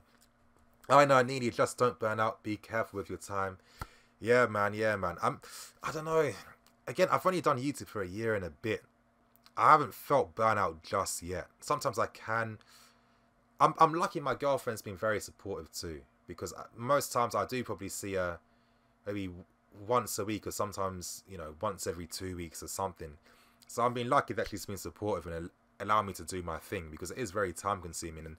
And this is why I'd like to make this a full-time thing, because I think if I can, the content will just be much better, to be honest. And it'll be worth all the time investment too. Because it's hard, like, working at times and then doing this as well, Leo, I'm defo joining Patreon. Yeah, I think that'll be better, because that way I think you're getting your videos and you're getting free chances to, you're coming on to everything for free, basically. So I think that makes sense. John Campier gets like 300 a show in super chats, and he doesn't look like he feels guilty. Yeah, I guess, but preferably I prefer smaller donations. Let's say if it's like £1 here, £2 there, because I think that would be better that way. You know what I mean? I think because there's a lot of people here that have constantly, guys like Ina, guys like actually, I don't want to call out people's names, but there's a lot of people here that have continuously supported me, and it means a lot. And I'm just thinking, I think it'll be fairer for them that I start to do that.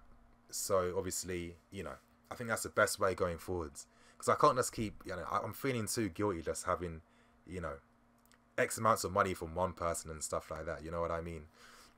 Sideshow Bob, I like to support the channel, but I'm a poor student in uni. Yeah, don't worry about that, man. That's what I mean. Don't worry about that. Forward thinking Patreon, a good idea. Yeah. Josh, when I tell those 100%... Okay, stop faking rants reviews. Yeah. Any movie or Netflix recommendation? Honestly, you know what I watched? I actually watched this anime. That's the last thing I watched, called Devilman. Now, I know that they've you know, that they always like revamp the Devilman story every now and then. It was definitely different because I don't watch anime all the time. It was good though. I'm not gonna. I enjoyed it in the end. It was good. Quirty TJ1. Do you engage more than those that support the channel? Do I engage more with them? I wouldn't say. I mean, I wouldn't say so. No. I normally engage with people. A lot of times people just DM me because my DM box is open on Twitter, on Facebook. People send messages, and I just reply to them. You know what I mean? So but maybe with Patreon too, I could offer a Discord service, because there's one thing with the website that I'm gonna have for the next season that I definitely want, and that's the fact that I want it to have a community aspect. I want it to be a place where I'm going to be looking to subscribers. If you want to write articles, you'll have an opportunity to do that, to be a featured writer. I like to have a forum section or Discord server where you guys can interact with each other as well, and also it's a good place to just talk with people as well. I mean, there's a lot of things that I've got planned, to be honest. Michael Daniel Nini, do you think we could benefit with a new manager in the Europa League for a year like Pochettino with Spurs? I think we can. Hey, you're on point with the anime wave. Yeah, I mean, there's a lot more. I mean, that's what I mean. I need to watch a few. There's a spawn called Parasite that's supposed to be good that I need to look at. What other ones are there? I used to like Cowboy Bebop a lot. That was a really good one. You know what I mean? Everyday Monday, do a live stream with Eunice. You know what's so funny? Eunice is actually coming on tomorrow for a live stream. So I'm hoping to have Lawrence too from 100% Chelsea come on as well. And yeah, I'm just going to have a stream talking about everything that's happened this week. So you guys tomorrow will definitely be a good time to join the stream. Wow, what a name. Suckwit. Whoa. I'm gonna call you TNA. Hi Nini, hey man, you good? Fizzy, who do you want to win the UCL? You know, there's one final I want to see. I want to see Man City versus Barcelona in the final. We're still waiting for that super classic final. I think we've been getting closer and closer to that. I think Man City versus Barcelona will be that would be like the AC Milan versus Barcelona from back in the 90s. You know what I mean? That would be like the Juventus versus Milan from 2002, 2003. I think that would be that could have the potential to be one of the best footballing finals out there. So I like to see something like that. Who will win the NBA? Daniel, I'm not too sure about. Real talk, I'm not up to date with the NBA, bro. I can't lie. Dan plays games. Lawrence is the man. He retweeted my tweet. Yeah, that's cool. Yeah, he's a nice guy. That's what I mean. I know all these guys, and they are good. I was making this point in the stream. Obviously, you know, when you're not as self-actualized, when you don't really process your emotions, and you just, you know, because again, people's states of mind vary. They change. You know, some people, you know, if you're self-actualized, maybe you'll process your emotions. You understand, okay, I'm feeling angry. How can I make sense of what I'm feeling? But let's say if you're feeling angry, some people prefer to just vent and use their words to express their anger. You know, there's different ways of how people process that. You know what I mean? So again, I can't really say there's a right way or a wrong way. I think it's up to people's preference, and that's what YouTube's about. You know, you've got so much variety. In a way, all the Chelsea channels are completely different to each other. Where, you know, you get the tailored content that you want. So, that's the benefit, I guess. Okay, Abdul Kuba, do a live stream with the guys from It's All Chelsea. You guys seem to know what you guys are doing. It could be lit. It's all. You know what? He hasn't been around for the past 2-3 weeks. I don't know where he's been. I haven't really seen any tweets or anything. But he's a nice guy. I know him. He's a nice guy. Michael Daniel Nini, okay, I've asked him that one. CFC Anuj, Nini, watch this film, Wrong Turn 2. Yeah, I've seen it. The Wrong Turn films, like, ridiculous films. You know, it's like when it's just so over the top, you just start laughing. Like, yeah. But I'm probably, yeah, that was definitely a mistake watching that film. Devilman is like 7 out of 10 for Devil. Yeah, you know, I love the animation style. I did feel a bit hollow, but I think the ending made more sense. You know what I mean? Because there was a lot of death, and it was graphic as hell too. And it's like sometimes there's like so much death where it's just like, I'm not really getting. I don't know. Sometimes it felt a bit unnecessary, but then the ending made everything make sense. Okay, Barca or Dogs, yeah, good idea for the Patreon, yeah. I like to support the channel, yeah. What else? I've easily, yeah, Pro Revere, you have, man. To be honest, Pro Revere, you'll probably be on the next 2 sub call-ins. I think you've donated enough, so you don't have to worry anymore. Gotti Rares, you're another one as well, man. 100%. What did it say about Rory? But Rory put Conti ahead of everyone at the club, including Roman. Yeah, he did do that. He did do that. Yeah. Okay. Van, what other points are there? Nini, what games do you play? You know, I haven't really had the time, honestly. You know, as you get older, you just realise, right, 24 hours in a day just isn't enough. You know what I mean?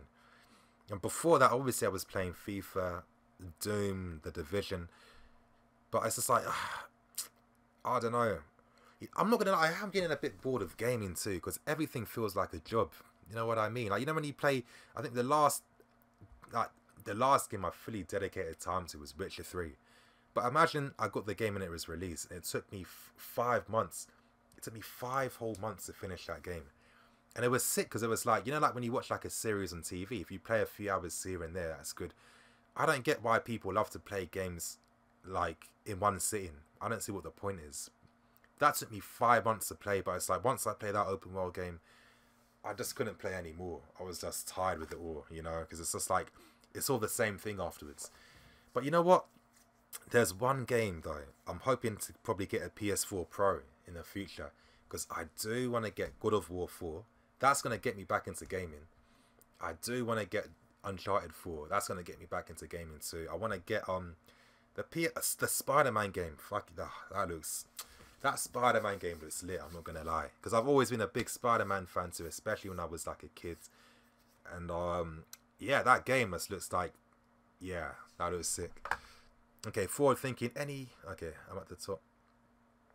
Any recommendation? Already seen Devilman. I'm not too sure. I haven't had much time to watch Netflix. I mean, really, you know, when I work in the channel, it's been really my only, that's all I do basically. So I haven't even had much of a social life, to be honest.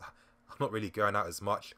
When you've got games on the weekend as well, and you've got to do reviews and previews, it takes a lot of time, I'm not gonna lie.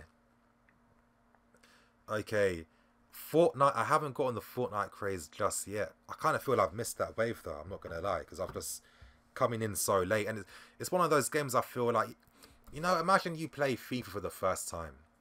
Now, in terms of how complex the controls are, it would take you so long to just get at a decent enough level. I feel like if I start Fortnite now, the amount of games I'd have to play to get competent enough just wouldn't make any sense. Especially when I've got other commitments too. So, Narcos, yeah, that's amazing. You know what? I still haven't seen season 2 or 3. Yeah, that's what I mean. Literally, the channel has literally just been everything that I've been focusing on, really. CFC Anuj, 40 games a weekend is too much. It's too stressful, harmful for our health. Trust me, that's what I mean. That real talk, weekend league really pissed me off. This is why I don't even bother with FIFA now, because come on, 40 games in 3 days is nonsense. Come on, it's such a stupid thing. Yeah, Fortnite, yeah, that's what I mean. Fortnite is, I mean, I'd like to, but yeah, I don't know, the time, you know, like video games or girlfriend, you know, I'd rather have sex, to be honest. Ahmed's, Nini, when you're swimming in views in the future, I hope so. I hope so. Stay humble, man. You're one of the most genuine YouTubers. I appreciate that, and you don't have to worry about staying humble. Like, you know what I mean? Yeah, I'm a humble dude. Don't worry. Zaki Mahmood, True Detective season 1. Oh, that was actually. If you guys haven't seen True Detective season, I mean, I even like season 2. It's not as good as season 1. I think they said they're gonna release True Detective season 3. Is it coming out later this year or next year? That's gonna be sick. Oh, but season 1, oh, that was peak television. Peak television. There was that one scene when they're in the hoods. Just the way that camera was flowing. Ah, amazing series. Homeland, I haven't had time. That's the thing. Television is actually ridiculous. If there's more time, I mean, you know what? I'd rather dedicate more time to TV series because the gaming is just so long. But I need to find more time to watch series. Like, for example, I haven't watched, even though I watched Walking Dead because I've watched all of it. That's the only reason. I don't even enjoy it as much now. I haven't watched anything of season 8. I've only the first premiere episode from last year. I haven't seen anything of it just yet. I've just not had the time just yet. Okay, Nini, live your life and don't focus everything on YouTube. I hear that, bro, but you know what? Obviously, you know when you got a passion, you want to succeed in something, you got to put those hours in, man. That's how it works. Like I said, by the 3rd season, I've got everything like the podcast, website, and everything ready. Then I can fully assess if this can be a full-time thing. So that's it, really. Everyday Monday. I'm sorry, but The Wire. That's the thing with The Wire. I've only seen the first season. I haven't finished the rest, but I know The Wire. That's another amazing series. Nini, your heart is bigger than you, my friend. Appreciate the dedication and effort towards the channel and interacting with the fans, bro. You know what? There's one thing I probably never like. Obviously, I appreciate the sentiment. I appreciate the message, but don't like fans like come on, like we're all Chelsea fans. You know what I mean? Let's not you know. There's a reason why I always say subscribers. You know what I mean? Like this isn't called the fan Q&A or the fan calling. You know what I mean? It's called the subscriber calling because you know. I don't know. I think it's as best to refer to it as that. But yeah, The Wire. I need to see that. Do I like Star Wars? I'm not fanatical like a lot of people, but I mean, you know what? I kind of see Star Wars as like Halo. Maybe because I wasn't around when it was like a new thing. It hasn't really taken to me. You know what I mean? Like, I'll still watch the films. I'll watch it. I'll enjoy it. But it's not. It's never anything deeper than that. If you know what I mean. Death Note, I haven't. I mean, that's another good anime series I've heard. I need to watch that. I mean, anime. I mean, after I watched Devilman, I mean, I did enjoy it. I mean, it has got me more interested in trying to watch more series from it. You know what I mean? Wakanda Forever. You know that, bro. Boom. That's how I introduce all my friends now. That's what I mean. That's how we're greeting these days. Maybe I need to end my videos doing. Nah, I'm just begging it. Josh Banks, can you message me in the morning? Yes, I will, bro. I've got the ticket, so it's good. Bend it like William. Yeah. Boris Mogo on Twitter. Follow me, guys. Important with self-promoting here. Yeah, of course. You guys self-promote as well too. You know, like, yeah, exactly. You can go do that. If you put your Twitter in the comment section afterwards, I'll put a heart sign beside it so people can see it. Okay. Make the podcast a bit more than Chelsea. I'm thinking that. That's what I mean. Because I'm just thinking about the format. It's got to be 50-50. You're definitely right. It's got to be a bit more. But I'm thinking, at the end of the day, I could just do 2 separate podcasts. I mean, when it comes to editing podcasts, it really don't take that much time compared to a video. Have you seen any Twin Peaks? I haven't seen the original series, and I haven't seen the new one they've released. I haven't seen that. One Punch Man, yeah, that was the last one actually. Yeah, I watched One Punch Man. That was fun to watch. I know they got the new season coming out this year, so I'm keeping my eye out for that. I watched Dragon Ball Super, obviously. Tomorrow, probably the next 24 hours, is gonna be no, not 24 hours. On Saturday, Ultra Instinct Goku versus Jiren. They kill me. Those 2-week delays. Honestly. Thank God I've got a girlfriend. That's just a good distraction alone, because it's like the way I've been anticipating this episode. Tiggs, with your football knowledge, your podcast will be huge. Yeah, I'm not even thinking about it. I don't know. Hopefully, I guess anytime anyone does anything, you always have the intention of it being big, but it's still good to keep it one step at a time. So I don't like to think too far. For me, anytime I plan things, instead of thinking about the successes, I like to spend more time thinking about the steps to get there. You know what I mean? Because I think I've always been someone where I need to break things down into steps so I can keep my mind calm. And I think that's why, even when I'm in stressful situations, I'm still calm. Because I think if you break it down and start with the easiest thing first, once you get that out of the way, then it makes this shit easier, you know? I think that's what's helped me with making videos, because, you know, sometimes when I have to work as well, you know, I work, you know, part-time with my dad. He's been lucky, obviously, you know, supporting me with the channel too, so I work part-time for him. You know, when I'm coming back from work and I've got to release a video, because I've broken down how I'm going to edit it and what I'm going to speak about, maybe I'll write the script on my phone on the way back home and stuff like that. It makes it more efficient for me, if you know what I mean. Gossi Rez, I just started Dragon Ball Super with my daughter about 2 months ago. Oh, that's sick. That's actually sick. That's actually my dream, man. That's actually my dream. I want, when I have my sons, because I'm going to have 3 sons, you know, sometimes you got to put what you want in the universe, you know. My sons are going to sit down with me. We're going to watch all the Dragon Ball, Dragon Ball Z, Dragon Ball Super. So you're definitely raising your daughter right, 100%. That's sick too. Like you can watch a show that you used to watch when you were a kid, and you can share that experience with your kids. That's the amazing thing. Imad Hamid, I wanted to make a channel for Chelsea fans from the United States. Hopefully, bro, like I said, we can, as long as you DM me. Everyone that asked me to come on, I don't think I've ever said no to anyone. I think the last person I said no to was Conte Tweets, and that was only because I had bastard videos. I didn't have any time. So like I said, you start that, you just let me know. Abdul Kuwa, back to football. Would you take Birch and Jari? But I would. I kind of feel Jari. Again, I kind of feel if Conte did things differently. Let's say there was a Jari over Pedro, for example.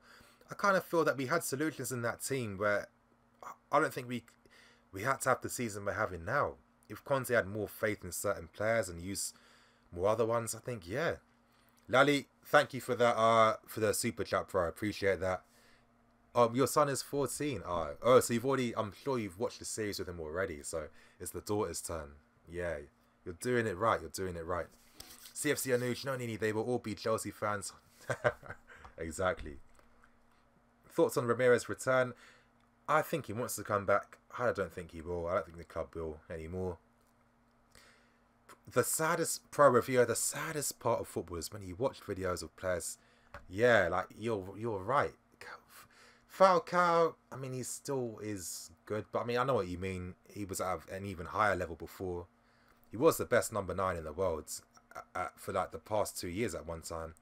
But yeah, Kaká, it's funny you say that. He's one guy I always watch because maybe I'm a bit of a purist when it comes to football, but you know, like those technicians, that's those footballing geniuses, like with Kaká, with how he runs with the ball. It's elegant, it's smooth, it's pleasing on the eye. The control, the acceleration, you know, he's an amazing player. If only Mourinho was never his manager at Real Madrid, you know. Because I kind of feel that maybe Mourinho helped retire Kaká even quicker than he had to. Because it's like, I know he had his injury, but there's no way Kaká coming back from injury is a worse player now. It's just that, this is why I can't wait for these pragmatic managers to just be eradicated, you know. I just can't wait for that to happen. Daniel, where do you rate Conte over the top managers out there? Top 5? Nah, I wouldn't put Conte in top 5 if I'm being honest. Definitely not.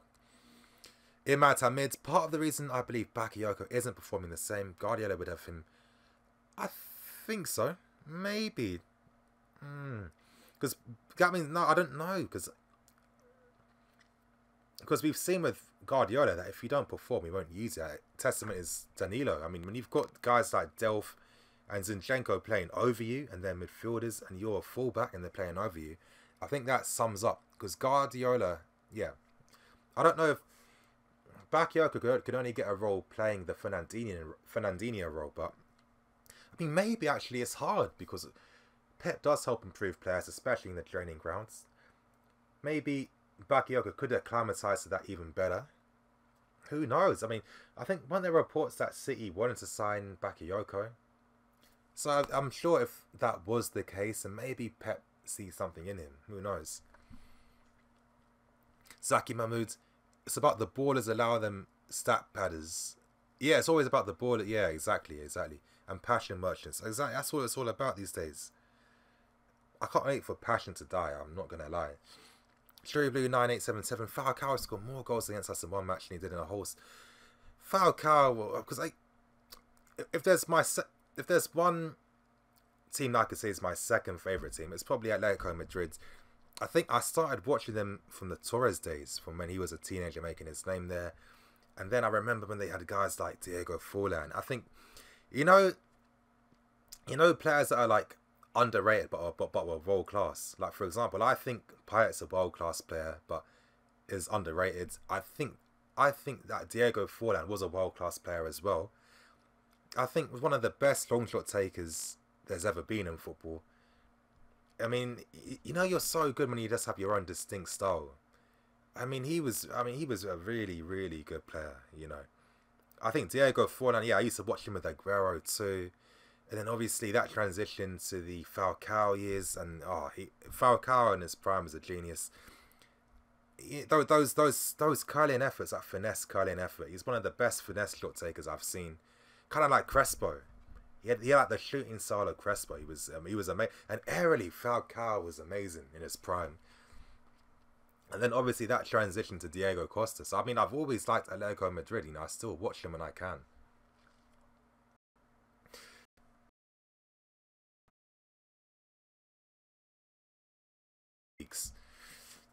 But even then he was sick in the World Cup that year.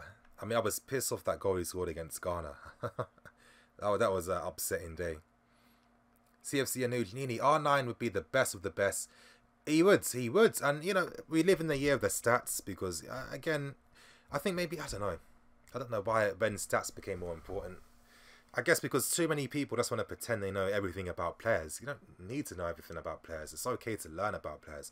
I constantly learn about players. There's a lot I never knew of before, A lot of the players we signed, like Emerson, I never knew anything about him. But yeah, when you look at R9, that's honestly, if he never had those knee injuries, I think, honestly, if you had to pick the greatest striker ever, for me, I pick R9. I pick Ronaldo. I think he's just complete in everything. I don't think there's a better striker than Ronaldo, in my opinion. Don't stop Giannini. What are our chances of winning the FA Cup? We've got to see what happens against Leicester first, man. It's hard. It's hard. Bernardo Barrero, end the stream, Nini. I'm tired. Oh, yeah. Of course, I went over time as well. But obviously, I got to end on an even number. So in 6 minutes is when I'm going to end the stream. So 6 minutes is when I'll end it. Yeah. Don't come on, computer. Why are you acting up now? Yeah, you guys give me a second. My computer's just slowing down a bit.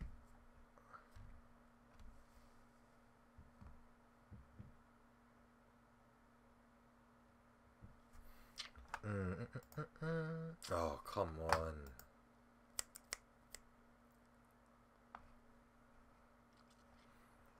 Yeah, you guys give me 1 second. It's just loading.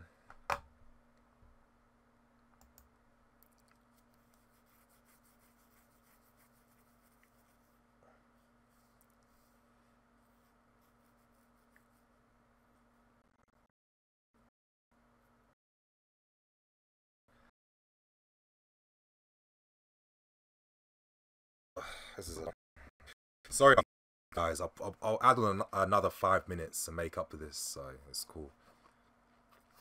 Why is my computer slowed down though? It makes no sense.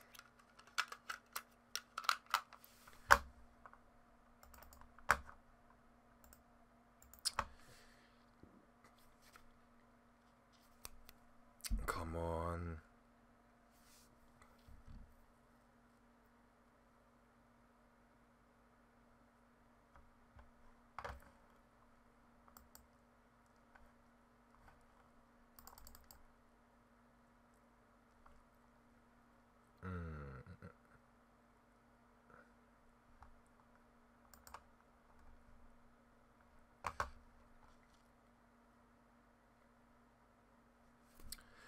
Sorry about if you guys can still hear me. Okay, it looks like things are starting to come back up now.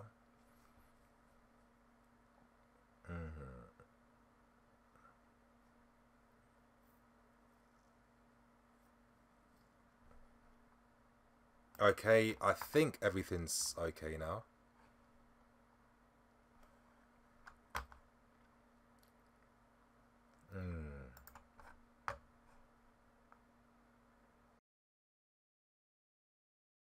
Bear with me, my computer's just slowing down, it's freezing, so I can't see anything.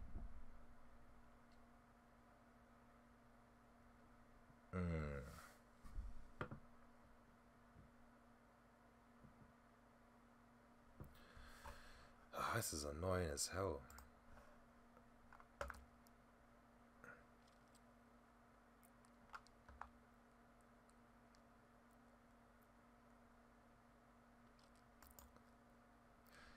Hey, Alex, yeah, you guys, I think things are... Yep, I think everything's running again. Okay, good. R9 forever the greatest. Yep, Barcelona pay the ref. Wouldn't be the first time. Okay, Parliness is 6th in the FIFA rankings. Oh, okay. Maybe they played a lot of international games, I don't know. CFC and the Chelsea fans got beat up in Spain. Yeah, I was hearing about that. I haven't seen the full reports or stories, but I mean... was there a report coming out that maybe the fans were singing some, was it some anti-Spain or was it anti-Catalonia songs or something like that? Or was it pro-Spain songs and that's what aggravated them? But, I mean, this is the reality. Like, a lot of English fans, when they go to countries like this, there's still this stigma of England hooligans from, you know, back in the 80s and stuff. Of course, all these recent examples come up too, like some of the hooligans, you know, some of the hooligans in the Euros in France and Lille, for example. So I kind of feel that with a lot of these guys, you know, let's be serious. Anytime you do jobs like being a steward, you're not doing it because you've got a passion to be a steward. You're doing it because the money is decent. So anytime you have jobs where people are doing it for the money, you're open to a lot of idiots that will try to abuse their powers and take advantage. And I think this is why so often you see reports of things like this happening. They're probably thinking, oh, you know, these English pricks, blah blah blah. You know, I didn't polish my baton for nothing. You know what I mean? They probably all polish their batons in advance. You know what I mean? So, I don't know. It's disappointing though, and it's just like if you're a fan, you should be getting proper protection. So I hope they're punished. I hope there's some severe punishment too, because you know it's not right. You're hearing reports of kids crying. You're people getting attacked unnecessarily. You know, I hate that stuff when it happens. Do you think Southampton will get relegated? I don't think they will. Nini for youth director of football. Hey, real talk. I'll make my LinkedIn profile. Let's see what happens. Collins, Priestley. What's your opinions on the tackle on Alonso by PK? Oh, for me, this was a clear penalty. 100%. I'm sorry. There's no debate. I was disappointed in what Ferdinand and Lampard were saying. It's as simple as this to me. If Suarez got tackled in the exact same way, Barca are getting a penalty 1000%. We already saw the bias in the game, and I know it's been tweeted all over social media. But Messi, I mean, in the stream I made a comment too. Messi's at the referee wagging his finger, yet guys like Willian and Morata got booked for nothing. You can see there's the discrepancies and the bias already. It was a clear penalty. Yeah, I don't know. I don't care. I hate this thing of it's not enough to be a penalty. What does that mean? It's not enough to be a penalty. If it was outside the box, that's a foul. If it's, I don't see why it should be any different if it happens inside the box. I don't know. It was a clear penalty, and it's you know it's different then changes the dynamics of the games, and then the context of the game is completely different. Imagine we make it 2-1. Busquets has just gone off. Barca might be feeling the pressure, thinking, "Oh shit, this is why we hate playing against Chelsea because they always get luck every single time." And the game becomes completely different. Who knows? Who knows? You guys, I'm literally going to be here for the last 5 minutes because it froze and then I'm gone. So this is your last chance. If anyone wants to send any super chats, have any questions prioritized, or you just want to back the channel, now's your chance to do that because I'm going to be gone in 5 minutes. Because I need to have dinner.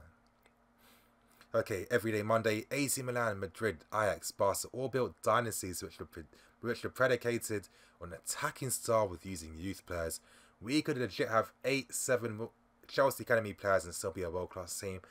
I 100% agree with you, 1000%. A lot of times, maybe Premier League fans find those types of things harder because this isn't a country where clubs think outside the box. You know, for example, there's a reason why, even though there's so much money in this country, not any one of the smaller clubs have been able to recreate a model like a Porto or Monaco. Now, when you think about it, why is it so difficult? They have the financial resources to create things of that nature, but not one club in the Premier League has done anything similar to that. But maybe Southampton, but yeah, maybe Southampton might be the only club that have maybe a similar model where they have something that's similar to how these European teams do things. But it's never been a league where outside of the box thinking or creativity is used, because as I keep stressing, it's become a league where any foreign investor can come. They don't know about the sport, they don't care. All they care about is the fact that they're getting a football club. They don't care about the history. We've seen examples. I think that the Indian owner before at Hull City wanted to change the name to Hull City Tigers. Nonsense like that before. You know, the guys with MK Dons as well. I mean, there's a reason why we don't see this type of, you know, way of thinking in terms of how to structure a club. And this is, you know, just because we don't see it doesn't mean it can't work. It can work at Chelsea. I don't know if we created it by accident, but when you're seeing that, when you're producing this amount of youth talent year on year, you know, most clubs, you have 1 generation out of 10. It looks like we've got 3 generations so far that all have a chance of being the next big thing, which is incredible to me. So for me, if I was Chelsea, we've actually created a Barcelona model where it's like, yo, let's bring in what Chelsea need is our own version of a Johan Cruyff. That's what we need. We need a Cruyff at the club, a visionary. Maybe there might be an ex-player that comes back and really changes things, you know? Maybe that's what we're relying upon, because we need that. We need a Cruyff of our own to, you know, get us having our own style, our own philosophy. There's a reason why Barcelona are still and a fantastic team, you know, all these decades after, because of that philosophy and relying on La Masia. We've done this now. There's no team. I don't think there's a similar team. Maybe United, but no team recently, or I don't think ever in this country, has produced such amazing youth at the high level of quality they are and ability than Chelsea have. So it would be a shame if that's not going to be our model for the future of our club, because we need to be a dynasty club, you know. Nini, 2014 Chelsea bought the league. 2017 no one says anything about City. You know, stupid fan talk. You know what it is. My super chat question: Dybala strengths and weaknesses, if any. I mean, Dybala. I think he's a very strong player. Some people might say he doesn't have a right foot. I don't think you need to have a right foot if your left foot's that good. I think maybe. I mean, strength is obviously is a close control. His ability on the ball. He can link people in as well. I think Dybala is a very complete player because he can play out wide, he can drop deeper players like a number 10, and he can play as a striker. I kind of feel what Dybala needs for his career now is to find that one set position. I kind of feel that his footballing education since he's signed for Juventus has been great because he's become an even better all-round player. I think with Dybala, I'm not going to lie, he was always that one guy I signed on Football Manager. And for me, when I use Dybala as a complete forward, where he's able to run the channels, link up the play and everything, this guy was scoring more than 50 goals a season for me. So, again, what would I know? No, I'm joking. It's only Football Manager. But the Pro Reviewer HD. Nini, which clubs do you hate the most? Dang. Okay, in terms of hate, I don't know hate, but it's clubs I don't like.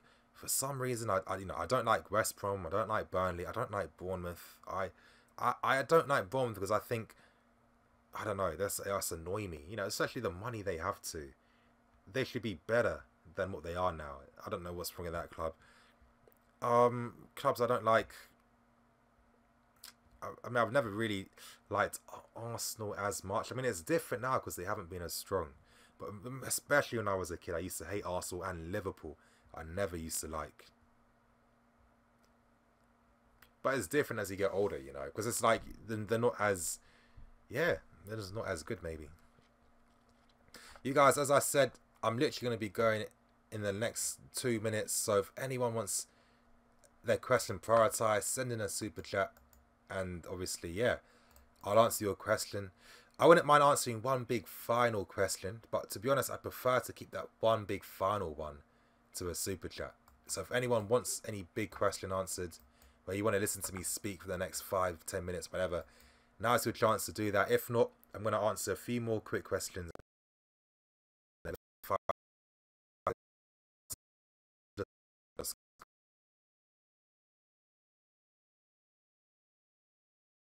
Teams, many incredible youth players.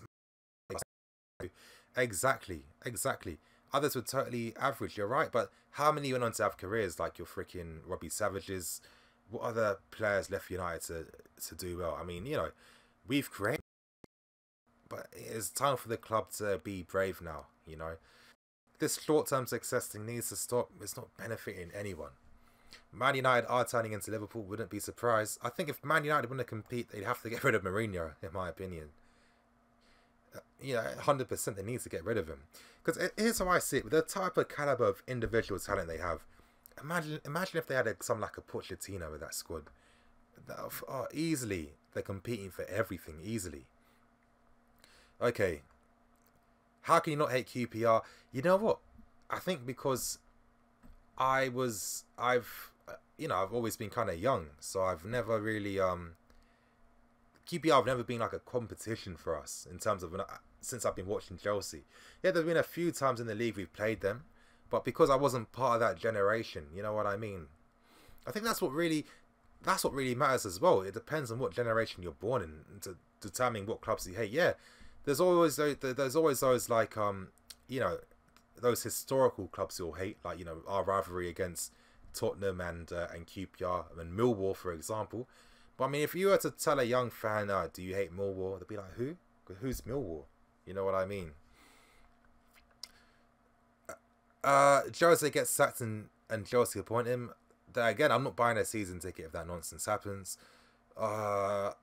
Okay, like I said, you guys, final chance. If anyone wants any long style question answered, your chance now. If not, I'm going to answer literally 2 more questions and I'm going to go. Okay, Bernardo Barreto, Carragher, the spitting incident. Again, I think you got to look at the perspective from Carragher. I kind of feel it's funny because obviously Carragher was a guy who was very critical of Al Hadji Diouf, saying, you know, we don't spit in this country. You know what I mean? Yeah, you know, we throw carlings at each other. No, I'm joking, but yeah. So of course you could say it's very hypocritical of him to then spit, but then if you look at it from the human perspective, a lot of us say things that we never think we do, but then, you know, when it comes down to it, in the heat of the moment, or if it comes unexpectedly, everything's kind of like fight or flight. You know what I mean? Of course, we all know that Carragher, he'll probably never do that again. I'm sure it's not in his nature to do that. In the moment, you got some prick in the car, at this, you know, being recorded too. Because I was thinking, I'm trying to think. Imagine if I was at a game. Imagine, let's paint the picture. Imagine I was at the game. Let's say, we're playing United. I'm saying, you know, something controversial like, this player's shit, whatever. And then, end of the game, I'm completely wrong. And then some guy that saw the video comes up to me, starts goading me and saying, you prick, you dickhead, you got it wrong, whatever, you a prick. And he's got his camera out and he's filming me at the same time as he's goading me. Now, ideally, I like to think I'm not going to do anything. You know what I mean?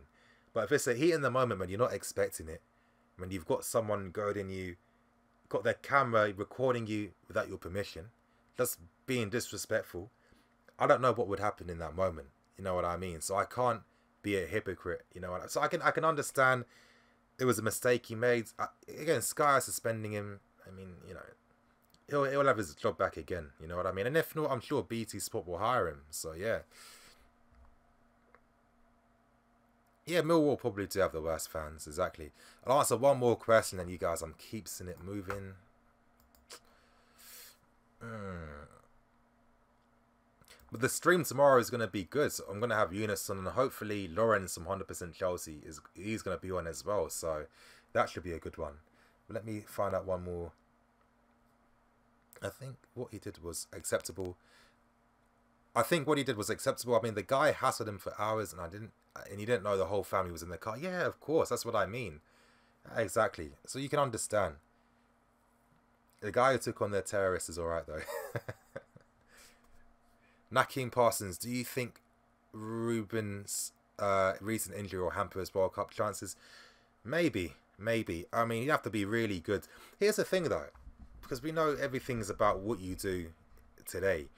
Imagine if Ruben, he comes back, he plays next week, and the next 8 games, he single-handedly is the main reason why Palace stay up. Let's say his assists get Benteke scoring again. I think if he did do that, I think he definitely deserves a place. If he can get Benteke scoring again, then you should be playing for England, in my opinion, because that's the impossible job. You know what I mean?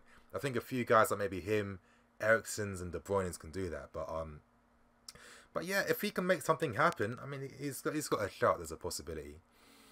But anyway, you guys, I'm going to end the stream now. Of course, what did I say? I'm going to end at 12 or what? No, I said I was going to end at 11. And of course, I was an hour and a half late.